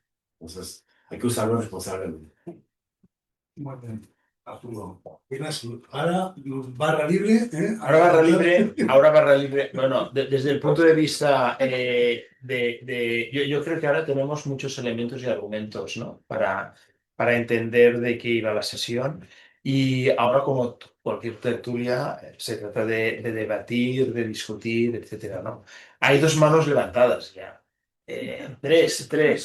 Pues, si quieres, Alberto. Sí, pero es que, claro, se han tocado tantos temas que me gustaría hacer un apunte a varias cosas que han ido saliendo, también para contrastar y tal, ¿no? Por ejemplo, si yo le he pedido ahora la respuesta de por qué está en avaricia el MacBook y la IA me ha dicho, bueno, un montón de argumentos que lo veas, o sea, y que son de verdad, o sea, tú, sabiendo el tema, pues digo, ostras, es verdad, bueno, avaricia, ¿no? Y teniendo en cuenta la IA, si Ana, tú sabes un montón de IA, nosotros somos los que es la primera vez en el primer grado de arquitectura, no sé si del mundo, pero de España seguro, que hemos introducido enseñando la IA a los chavalines de grado. Y yo la uso como proyectista hace ya años, ¿no? De que salió sobre todo el boom de la IA en el 22. y que publicamos un libro en el 22 y tal. Y lo que pasa, efectivamente, responsablemente, que eso es también lo que enseñamos, ¿no? O sea, que la IA la has de tener como una herramienta, no como, no sé cómo otra cosa se puede tener la IA, pero la has de considerar como en vez de usar la pluma, usas el ordenador. Pues en vez de usar el lápiz, usas la IA como una herramienta que te facilita muchísimo el trabajo y porque te permite realmente contestar cosas de manera muy rápida. Pero eres tú el que la maneja, has de saber manejar, claro, ¿no? En el Museo del Barça, eso era antes. Ahora el Museo de la Sagrada Familia recibe 4 veces más visitantes que el Museo del Però Barça. aquesta és provisional. Perquè vam tan que és provisional. Ahora mismo la Sagrada Familia ha barrido en toda España. Ha barrido. Des del 23. Y espero el Papa. Sí. ¿Eh? Y espero el Papa. Bueno, pero bueno. Y luego la avaricia y generosidad, quizá los arquitectos, y eso a lo mejor con Ana también, claro, nos sentimos como que somos los generosos en la escena, ¿no? Porque, claro, por un lado, tú te dedicas horas y horas y horas que no las cobras. O sea, porque te apasiona la arquitectura y entonces te sientes como generoso. Por ejemplo, a mí me vino un tío, bueno, oye, mira, quiero que me hagas este proyecto tal, porque ya me traes los planos, ¿no? Pues lo típico, fírmame, ¿no? Y digo, hombre, no, yo te hago el proyecto y veamos. Entonces, con generosidad que no la vas a cobrar, pues porque haces un proyecto, porque piensas que es mejor que lo que va él a ofrecer viendo por ahí, ¿no? Y entonces, no, es que le hago el proyecto, no, esto no da, vale, no te preocupes, te hago otro proyecto. O sea, gratis, ¿sabes? O sea, es una generosidad bestial. Entonces, y sin pensar que luego la vas a publicar o no, porque yo personalmente no estoy ni presentando nada, premios, ni. Entonces, le hago este proyecto, al final, pues como él su idea, pues dice, vale, pues entonces no te la puedo firmar, ¿no? Entonces pues se va y tal, y ya está. Y otro arquitecto al día siguiente le firmó, evidentemente, ¿no? Pero porque hay de todo, quizás sí, arquitectos más avariciosos, otros más generosos. Pero ¿cuál es el punto? ¿Por qué también sentimos generosidad más que el promotor? Porque vemos que el promotor, hombre, habrá de todo, hay promotores que se han arruinado, evidentemente, pero yo no conozco ni un arquitecto rico, ni millonario, ni que se cambie el coche, ni que tiene 3 o 4 casas, sino que todos vamos un poco sobreviviendo. Y en cambio ves promotores un día que se han hecho de oro, ¿no? Y se siguen haciendo de oro. De hecho, la diferencia entre ricos y pobres a veces es mayor. Entonces, ¿eso por qué pasa? Hombre, pues yo supongo que porque se paga peor para que el otro tenga más, no sé, digo yo. O sea que el hecho de que unas fortunas crecen a lo bestia y otros, pues más o menos, nos mantenemos, pues tendrá que ver con generosidad de avaricia. Y no sé, no se me ocurrirá más, pero. Bueno, yo haría que Ana contestara, ¿no? Y así empezamos ya y después. Vamos allá, a ver, absoluta sintonía contigo que este tipo de cosas no pueden suceder.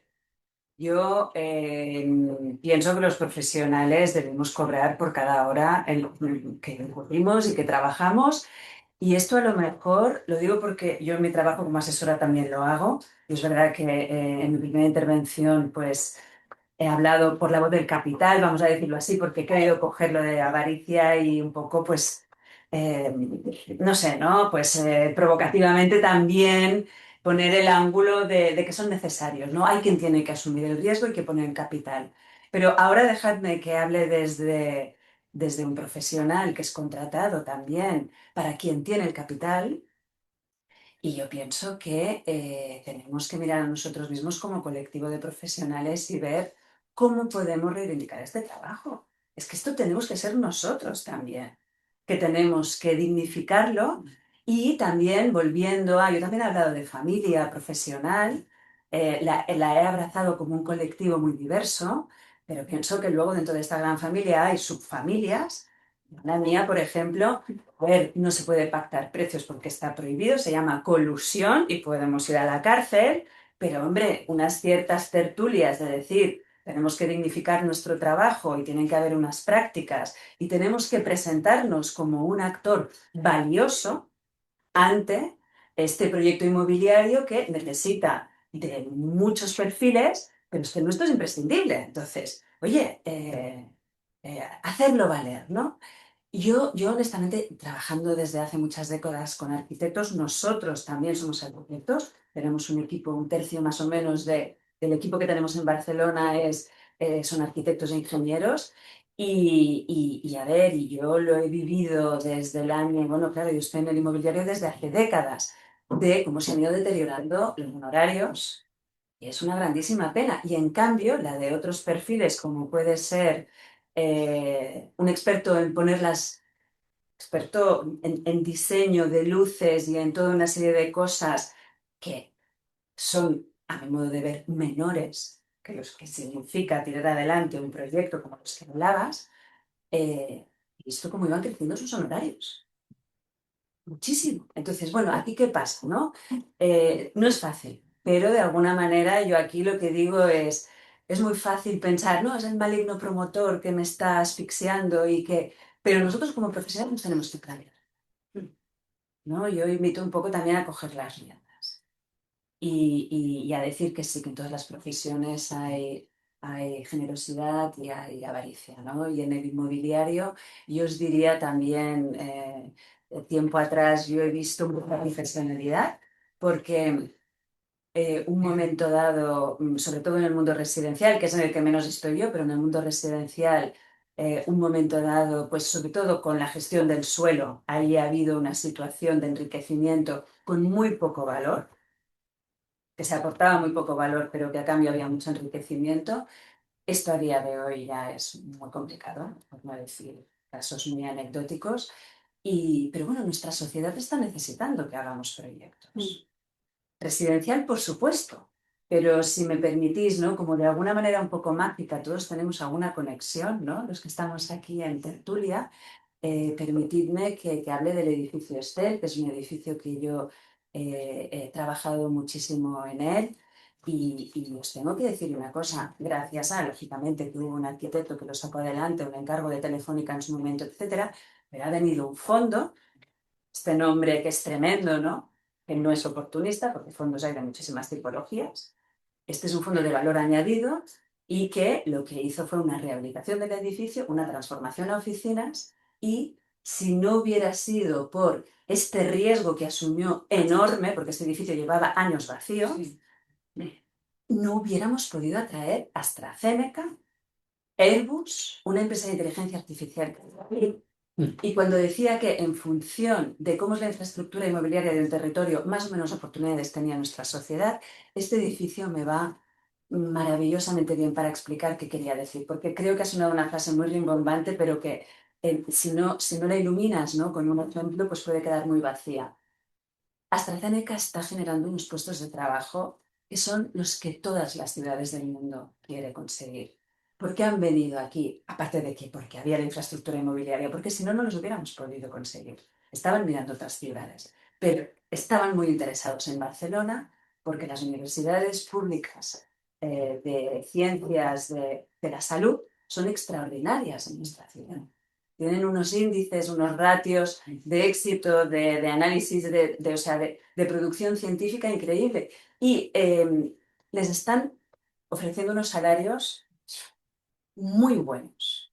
Entonces, esto es generar oportunidades. Y por eso pienso que tenemos una responsabilidad muy grande y que sí, de algún modo tenemos que ver cómo participamos de todo esto para ganarnos bien la vida. No hace falta 4 casas ni 2 coches, pero sí una buena casa y un buen coche, porque el trabajo que hacéis es muy valioso, que hacemos es muy valioso.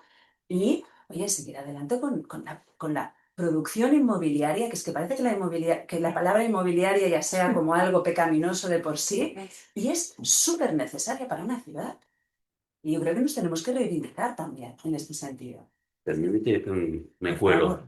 Vale. Desde que Telefónica vendió esta estructura, se han arruinado un montón de gente. Sí, O sea, sí. No, el inmobiliario es un negocio muy arriesgado, entre otras cosas por lo que decíamos. El ciclo es tan largo que por el camino te pueden cambiar las circunstancias y entregar un producto inmobiliario muy bueno, pero que de repente nadie te lo compra. Nadie te lo compra, nadie lo ocupa, nadie lo quiere. Y sí, ha estado años y años vacío. En concreto, desde el 2007 se fue Telefónica de este edificio y ha sido el año pasado que se ha inaugurado con AstraZeneca. El año pasado a finales, ¿no? Sí. Fue en octubre. Estuvimos- 20 años a la verdad. De hecho, de 10 años. ¿Ha sido un problema de la ciudad?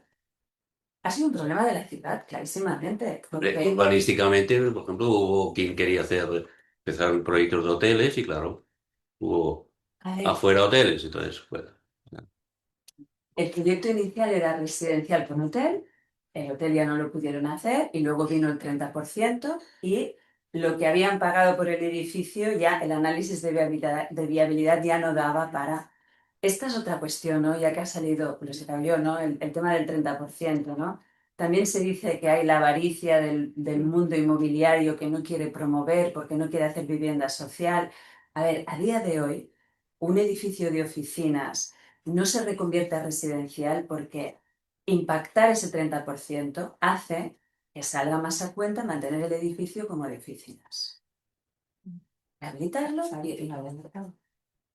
Ese es el problema, que es que no podemos legislar sin hacer los números y ver qué pasará en la vida real. Entonces, bueno, es un equilibrio delicado pero al final, de verdad, ahora estamos hablando de nosotros, ¿no? Los que estamos en este mundo inmobiliario, pero al final es la sociedad quien sufre las consecuencias. No entregamos vivienda. No estamos entregando vivienda. Y esto nos lleva a que fue una política del ayuntamiento en su momento, ¿no? Y tenemos con nosotros un funcionario generoso. Esteu traient tants temes que jo m'estic perdent. Jo volia contar... La última mitja hora s'ha un fumo sobre He promès que li faré la pilota a la Carruix. Llavors, i això, no, i té una raó que a més té a veure amb tot això. Perquè jo he estat durant 5 anys a l'Ajuntament de Barcelona portant la direcció d'Arquitectura i Patrimoni. I entre ells portàvem la Comissió d'Arquitectura, que aquest edifici va passar i jo li vaig donar bastant cop de mà a l'Albert Blanc, a CFA, per tot el tema del projecte i tal, i la seva complexitat i tal, no? Però ho explico perquè la Comissió d'Arquitectura, que la vam més o menys reorganitzar, en el fons, el que volia era reconèixer la importància social de l'arquitectura a la ciutat. I llavors fèiem una cosa que teníem una sèrie d'experts que no només són arquitectes i arquitectes, artistes, persones del debat ciutadà que dèiem, perquè consideràvem que l'arquitectura no és anodina i quan es transforma, quan s'intervé a la ciutat, l'arquitectura li afecta o bé o malament. I el que volíem era que la transformació fos sempre a millor. Llavors, a la Comissió d'Arquitectura convidàvem sempre els arquitectes i sempre els promotors immobiliaris, perquè consideràvem que tothom formava part del tema. Llavors, jo explicava sempre, o sigui, això va de la formalització de l'arquitectura, que sí, però també va de que l'arquitectura té un paper a la ciutat i afecta la qualitat de vida de la ciutadania. Quan tu transformes l'arquitectura, transformes la qualitat de vida de la ciutadania. Hi havia una tercera derivada que era la sostenibilitat. O sigui, al final, hi havia les 3 derivades que explicaven. Llavors, l'Anna Puigfei, que era una de les nostres expertes, que venia de tant en tant, perquè un dia va fer una frase que jo l'he citat molt sovint, no? Perquè en una d'aquestes operacions del 22 arroba, no sé què, igual, llavors li va dir al promotor: molt bé, o sigui, l'exercici està molt bé i no sé què, però tu què aportes a la ciutat, no? Sí, tu què aportes? És a dir, aquí, això és un exercici col·lectiu. I per tant, o sigui, hi ha un negoci, però vostè, com a promotor immobiliari, també forma part de l'exercici col·lectiu, per tant, també ha d'aportar coses, no? I vaig pensar que estava molt bé, perquè tenia que veure amb tot això. Al final, l'arquitectura no és dels arquitectes. És dels arquitectes, dels promotors, dels ciutadans que la viuen, que la transiten, i per tant tot això és molt important. Jo dic que jo he defensat molt els promotors immobiliaris sempre, perquè al final entre els arquitectes sempre hi ha hagut aquesta cosa de és que el promotor immobiliari, no sé què, doncs quan ven productes com aquest burros, doncs que ens obliga a fer coses, dir, no, el seu promotor immobiliari és una persona, una entitat, que té un objectiu que és molt net i molt nítid, que és guanyar diners. Ja està, ningú no li discuteix. Llavors, què fa? Ven el que la clientela li demana. Llavors, si la clientela li demana bona arquitectura, vendrà bona arquitectura. Si no li demana bona arquitectura, doncs vendrà el que li demana la gent. Ja està.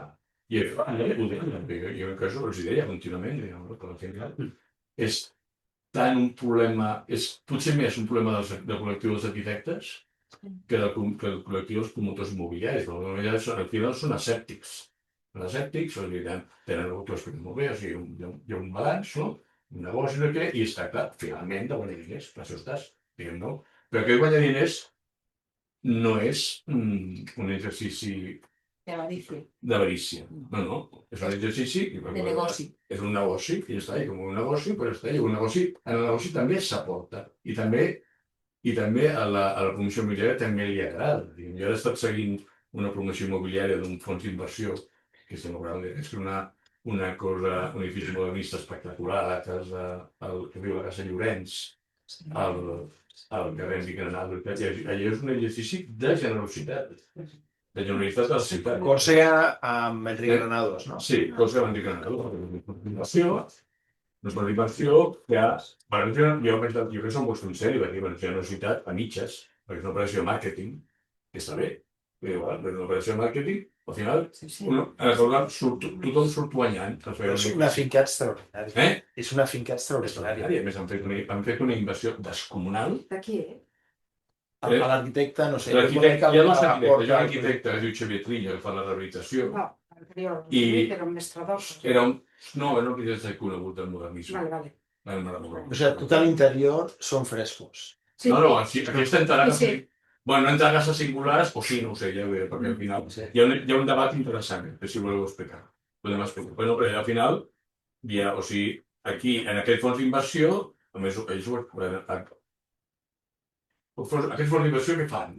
Fan inversions immobiliàries a tot arreu, diguem, que tenen uns petits accionistes als quals en fem un cert rendiment, i tenen algunes obres emblemàtiques que són com la marca de la casa, que encara que perdin diners, afecten aquesta qüestió de generositat de fons d'inversió. Jo de tant en tant també una operació de generositat que ofereixo a la ciutadania i a la Casa Llorenç, que és el mateix exemple que la Casa Borets, doncs per això. Sí. Imagino que és el lloguer, no? És rehabilitació per lloguer? Bueno, és molt complicat, però més això és complicat, després explicarem que és una altra derivada. De moment sí, són lloguers, són habitatges de luxe per llogar. Ells volen a llarg termini fer un hotel, i no poden, com que no poden fer un hotel, no volen fer posen fam. Però bueno, com he enrotllat molt, però al final no sé però volia fer la pilota d'Anna Puigpell, perquè m'agrada molt, són superfans d'Anna Puigpell. Muchas gracias. La falca, en un moment, he parlat de negoci, d'inversió, de risc, i és evident que és, no? Però, de veritat, que el risc que el gremi dels escriptors va ser supera. Amb escrits. Perquè, a més, primer, hi ha moments especials que si ho fas prou bé. Doncs, a veure, un arquitecte té el títol d'arquitectura que, si més no l'acredita, que pot fer aquella feina. Després s'anirà més o menys, no? Però que l'escriptor, mentre no cal dominar la llengua a la qual escrius, però ho pot ser qualsevol persona, no? Primer ja entraria en aquest punt. I després el de fer un lloc en el mercat, el de fer una trajectòria. I com és, diguem, creatiu, perquè l'arquitectura també és, evidentment, però és molt subjectiu. Qui diu que està bé, que no està bé, i evidentment fer-te ric en la literatura, fent novel·les, i com és el meu cas, que escric en català, és molt, molt difícil. Malgrat tot puc dir que mal visc de la literatura, no per cosa que em sento prou privilegiada, i sobretot perquè faig el que m'agrada l'entusiasme i el que sé fer. Però ara que us sentia així parlar, no? I que a més és que una persona que treballa, que ha invertit, té dret a recuperar una part, si més no. Nosaltres això no se'ns permet dir-ho. Moltes vegades no. No, pensis, el tema dels arquitectes està molt sobrevalorat. O sigui, els arquitectes al final tenim una certa mala fama, però la realitat real és que les professions pitjor pagades del mercat. És a dir, nosaltres estem... O sigui, ara, per exemple, jo tenia certa amistat amb el Félix Serrans, que un dia vindrà aquí. Félix Serrans ara està en una guerra que digues, si té tota la raó del món. O sigui, ell ha fet un estudi i ha demostrat que el salari brut mig d'un arquitecte a l'estat espanyol són 30.000 euros l'any. I, per tant, diu, això s'ha d'explicar. S'ha d'explicar, perquè, i més, inclús, fins i tot ha parlat amb el Consejo Superior de Col·legis Arquitectos d'Espanya, i diu, aquesta dada s'ha de publicar, i diu, no, perquè això va en detriment de la nostra professió. I, perdona, està dient la veritat. Està dient la veritat que és una professió que, pel que sigui, perquè hi ha molta competència, perquè hi ha poca promoció, i per tant, és veritat que qualsevol professió, diguem, autònoma, liberal, està complicada, a més que tinguis també... Ho has de parlar de l'Isana, si en el cas et podem parlar de la cosa. És com el salari. És el salari. Una part de la pendiente que no quedamos a palabra. No, ya está. No, en fin, yo creo que hay tantas cosas dichas y tan ancho y tan amplio el abanico de vértices que tiene todo esto, que ya es fantástico. En realidad tendría una pregunta para cada una de vosotras y vosotros, pero entonces, como en general me paso de tiempo y me quita el micrófono, no, desde luego, yo soy profesor en Estados Unidos, he sido en la OPC y soy profesor en Estados Unidos. Este año estoy de no estar, entre las cosas, para ver si pasa la locura que hay. Y por tanto yo hago el camino contrario de los nómadas digitales. Yo soy un mercenario académico. Bueno, ahora mi está aquí, tengo un despacho en Suiza, etc. ¿no? Pero, por lo tanto, hay un factor que siempre nos hace más débiles y a la vez más resistentes, ¿no? Que es esa cosa tan un poco quise decir, es que realmente nosotros amamos la arquitectura. Entonces eso te hace débil, o sea, te hace débil y te hace loco, y te hace también killer, o sea, las dos cosas, porque ya sabéis que lo del amor, o sea, tiene todo ese ámbito, pero yo creo que es ese punto de la gestión de ese amor por lo que hacemos. Yo creo que la mayoría de nosotros nos moriremos dibujando, no nos jubilamos, o sea, no tanto porque no podamos, sino porque tampoco queremos, o sea, ninguna cosa ni la otra. Por lo tanto, yo creo que ese factor, pero ese hilo débil, yo creo que es por ahí por donde se encuentra el camino de los mejores encuentros con los buenos clientes, curiosamente, ¿no? Es arriesgado, porque además es frágil y se puede romper muy bien. Esa es mi experiencia. No sé, tengo 50 o 60 horas hechas, he perdido muchos concursos, etc. Tengo la suerte de un edificio enorme hecho en Sant Adrià de Besòs, que fue provocado por la moratoria de Barcelona. Pero, curiosamente, en el límite entre Barcelona y Sant Adrià, lo conoces, bueno, soy un arquitecto de técnico, ¿no? Bueno, una especie de virus, o sea, de repente hay cosas estas que pasan y ha salido bien, que funciona muy bien, ¿no? Entonces, o sea, que esa condición tan inconveniente, ¿no? Generada en Barcelona, de repente, ¿qué hacemos? ¿Cómo se puede hacer tanto? Bueno, a mí me pero bueno, entonces, eso uno. Dos, las ciudades, como voy fuera, claro, vuelves a Barcelona, ¿dónde está? O sea, pasas 3 semanas enseñando lo que sea, o dando cosas, vuelves a Barcelona y está Barcelona no hablaba. O sea, es como un amante. O sea, es que bien, ¿no? O sea, vuelves al amante, es una cosa. Y mira que cuando estás ahí, la mayor de forma, o sea, porque hasta he puesto unas pancartas en mi edificio como quejándome de que ni la Guardia Urbana ni los Mossos d'Esquadra protegen del ruido de no sé qué, lo he escrito a 30 metros, no, 25 de 30, o sea, he sido un poco activista en eso, pero más, bueno, igual está. O sea, que eso, Barcelona juega con esa ventaja, que está hecha de tantas capas que es una maravilla, ¿no? Entonces, varias cosas. Hay un tejido, hay un ecosistema florentino, es decir, muy sofisticado, es decir, y veréis a dónde quiero ir. Quiero ir a parar a que, quiero comentar un poco lo del Barça también, ¿no? Quiero ir a parar a dos cosas. Una, que ciertamente ahora es extraordinariamente difícil o casi imposible hacer arquitectura excepcional. Entonces o sea, no sé por qué estás explicando Gaudí, porque, macho, ¿en qué quedamos? O sea, Es mi pasión. no, nosotros no, pues explicar a vosotros no todos, o sea, no sé, o sea, pero entonces, pero a ver, si lo podemos ver en eso, o sea, esta especie de síndrome de que se había no sé qué, de los arquitectos de no sé qué, que habían malgastado los recursos y el cambio climático es el resultado, digamos, de edificios como el Benny, pero quitaros esa tontería del medio, que no es verdad. O sea, pero en cambio hay ecosistemas que finalmente se convierten en represores. Es decir, toda esta arquitectura apoyada en solo la madera y la paja, perdonad, es que no va a durar. ¿Y qué tiene de excepcional eso? ¿Qué tiene de interés? Más allá de que, claro, opera en un contexto, porque como hay recursos, vamos, ya lo entiendo, pero de repente el ecosistema de la ambición intelectual en Barcelona, a mí me parece que es bajo.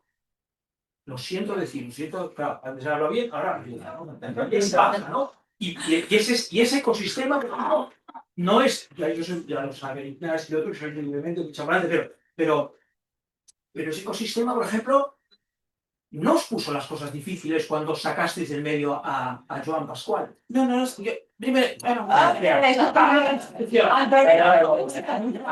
No estaba yo a la los anteriores que fuera, o sea, no lo puso. Entonces, ya, claro, o sea, somos amigos, nos conocemos, nos tratamos, yo hago clases con él, o sea, entonces, o sea,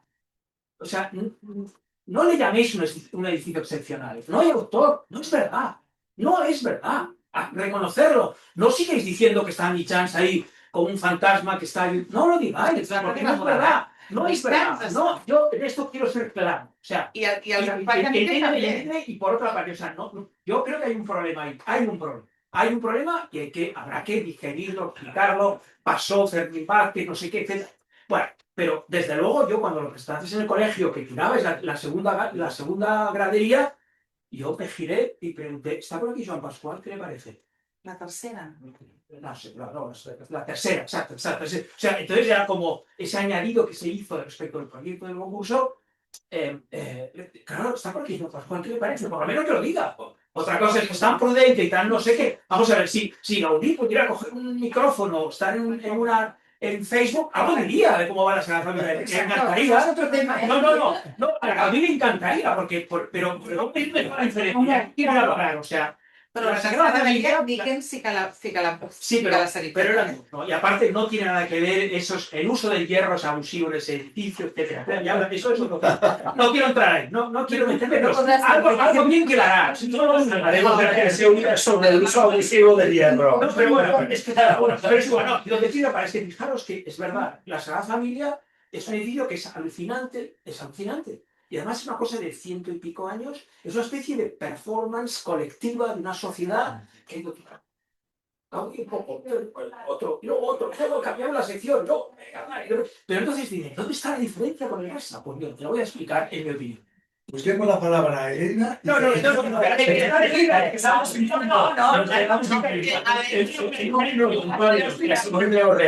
que yo estuve con Faulí hace poco, tal, porque son 5 años.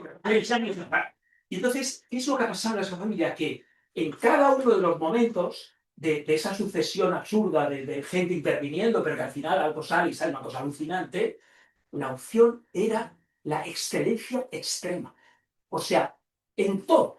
Y por tanto, eso es lo que no está sucediendo en el campo de Barça. Y por tanto, yo creo que no podéis decir que será un gran edificio. Punto. Discrepo absolutament, però la respecto. Però entiéndeme, o sea... No, saps què passa? Que, i no vull entrar en massa polèmica, però és que hi ha arquitectes, aleshores, potser són arquitectes que treballen en un despatx i que no tenen un... És a dir, no ho sé, potser al final és una discussió més que traspassa el Barça i és com és l'arquitectura de la ciutat i com us veieu, vull dir, els arquitectes, i no vull justificar-ho, perquè al final sí que hi ha arquitectes, però potser no són els arquitectes, hi ha algú que firma, hi ha algú que... Es igual que en la Sagrada Familia, me da igual que haya 30 arquitectos en la cadena, es igual, pero todos han ido a su línea, y en este caso no. Jo no soc arquitecte. Ja sé que hi ha aquesta discussió i jo no soc arquitecte i per tant no sé si poder estar al vostre nivell per parlar-ho. Crec que és un treball molt més col·lectiu que no només, evidentment, d'arquitectura, però ho entenc. Sí, però al final és on fiques el sostre. On fiques el sostre. I en el tema del Barça hi havia un sostre que era econòmic i de calendari. I en canvi, en el sostre de la Sagrada Família, és un tema de referència. Potser entres a veure amb el disseny. Ja no pas tecnologia. Per les decisions es prenen en base a això. No, perquè el disseny no es pren per un tema de... Yo creo que es una forma de generosidad, es decir, cuando además miras las racholas, o sea, ya solo ver las racholas de la cruz que han puesto, que unas están reunidas, es como, de repente son unas cosas que ¿quién las hace, no? O sea, unas cerámicas pintadas como acuarela, una cosa, todas los piedras postesadas y pretesadas. Bueno, yo creo que eso hace una obra excepcional. Lo demás es una construcción. Punto. Ja està. Però jo, de totes maneres, et faré una cosa per una tertúlia de Futuro. Sobre la No me apunto, si quieres. No, però ara no me'n vaig al Barça i ho faig més com a expolítica i com a advocada urbanista. Seguint una mica el que deia l'Anna. Si voleu fer una tertúlia sobre avarícia i si el concepte d'avarícia es pot practicar de les administracions públiques i per molt. És a dir, amb tot això que deies Jo he sigut secretària de la Junta de Compensació com a advocada, on els costos d'urbanització es van encarir moltíssim per unes exigències de l'Ajuntament a una urbanització que d'avui està tancada, que és de recollida pneumàtica justament en l'àmbit del 22, arroba que feliç. O una inversió dels promotors que està tancada 4 anys més tard d'haver-se acabat.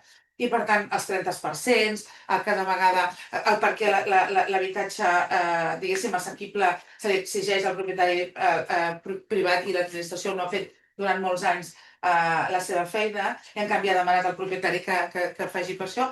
Per tant, jo crec que el tema avarícia el podia seguir, si és que es pot dir avarícia o no, no ho sé, però que crec que dona per molt perquè al final també hi ha uns requeriments que podem parlar de la col·lectivitat, però que no sé si sempre aquesta col·lectivitat que representa l'administració defensa tota aquesta col·lectivitat o defensa una altra cosa en contra de, tu deies, que aquest edifici no sortia en els números i és tal qual així.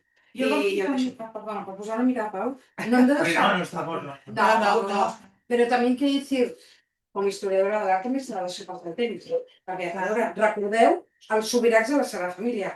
Algú d'aquí va anar a les manifestacions dels anys 90? Amb el Vicent, jo també. Jo n'estem ara, amb el Vicenç Altaió, i vam estar molt actius. Era un altre moment. Sí. No estan mal. Era un altre moment.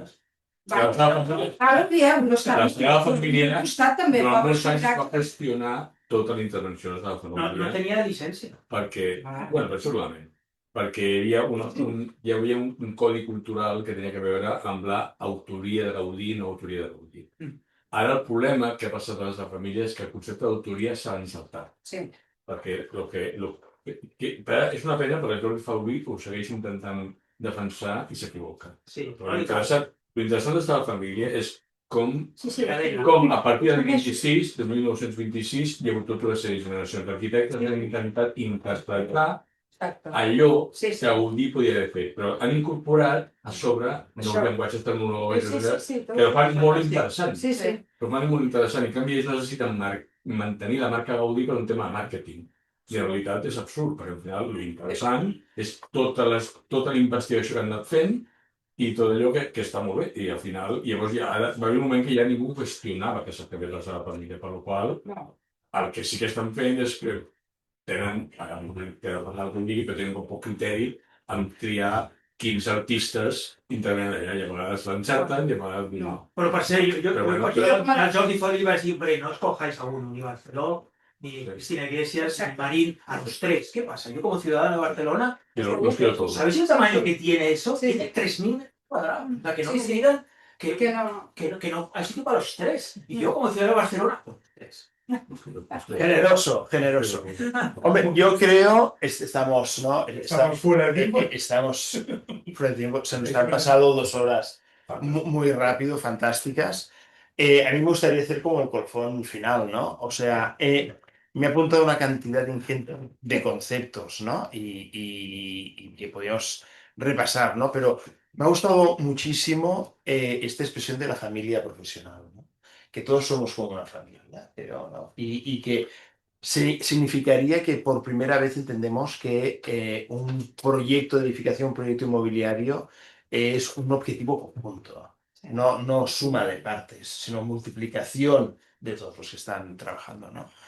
Hemos hablado de la IA, hemos hablado de evitar la sobreexposición, hemos de otorgar espacios a los ciudadanos, etcétera. Yo creo que ha salido una tertulia perfecta y además, para cerrar, tenemos a Alberto que nos hará cualquier proyecto de gratis.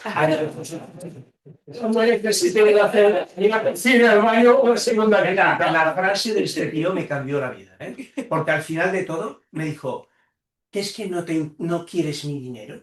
Tal cual.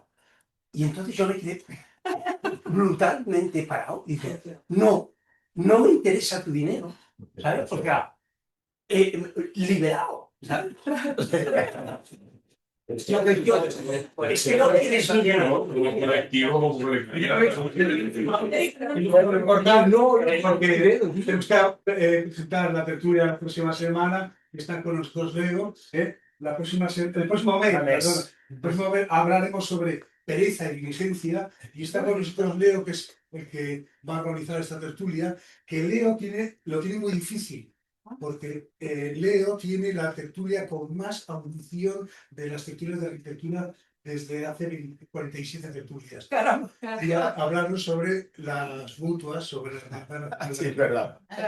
Y lo tiene muy difícil para subir el listón. Realidades sobre la pasarela Arteta, pero Carlos es especialista, nos conozco así hace unos 30 años, y en llevarme a estos desafíos, porque organizamos juntos el taller del tren de alta velocidad en 1996, luego esta tertulia que fue la pasarela Reta de los arquitectos, que es la otra parte, ¿no? Cuando nos jubilamos, ¿qué nos pasa?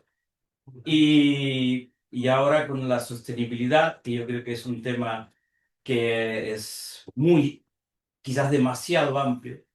A ver, porque quiero cederle también la palabra al compañero que va a hacer la exposición del proyecto, un proyecto muy interesante que es Gerardo Waddell, que es arquitecto socio en sociedad orgánica y va a hablarnos de la modelo.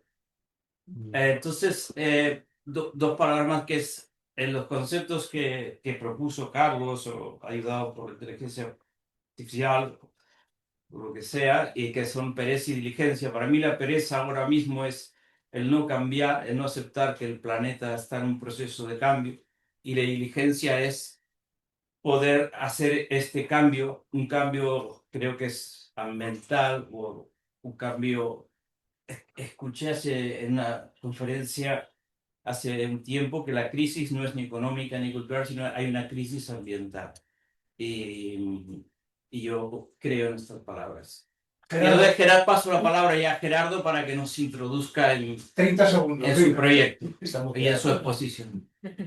Abre. Vale, gracias Carlos, Leo también y por supuesto a todas las personas presentes. Se trata de un estudio que hicimos como parte de lo que se prevé hacer en el predio de la expresión modelo, y es la comparación de distintos tipos de intervención de rehabilitación de los edificios, y esto qué supone en términos de emisiones de dióxido de carbono, de los materiales y residuos involucrados, y también la masa o el peso o el volumen, digamos, de los materiales, la intensidad material. Y entonces a partir de ahí se sacan conclusiones en relación a lo que es el estado de la preexistencia de un edificio y el nuevo uso y cómo estas cosas afectan. Y entonces hay ciertas rehabilitaciones que pueden tener más sentido desde lo ambiental o menos sentido también desde esa evaluación, ¿no? Con esos parámetros comentados. Bueno, espero que sea de interés y bueno, agradezco también la invitación para la siguiente tertulia. Muchas gracias, Gerardo. Pues nada, señores, Nos vemos día un mes. Muchísimas gracias por el momento, el rato que hemos pasado y nos vemos.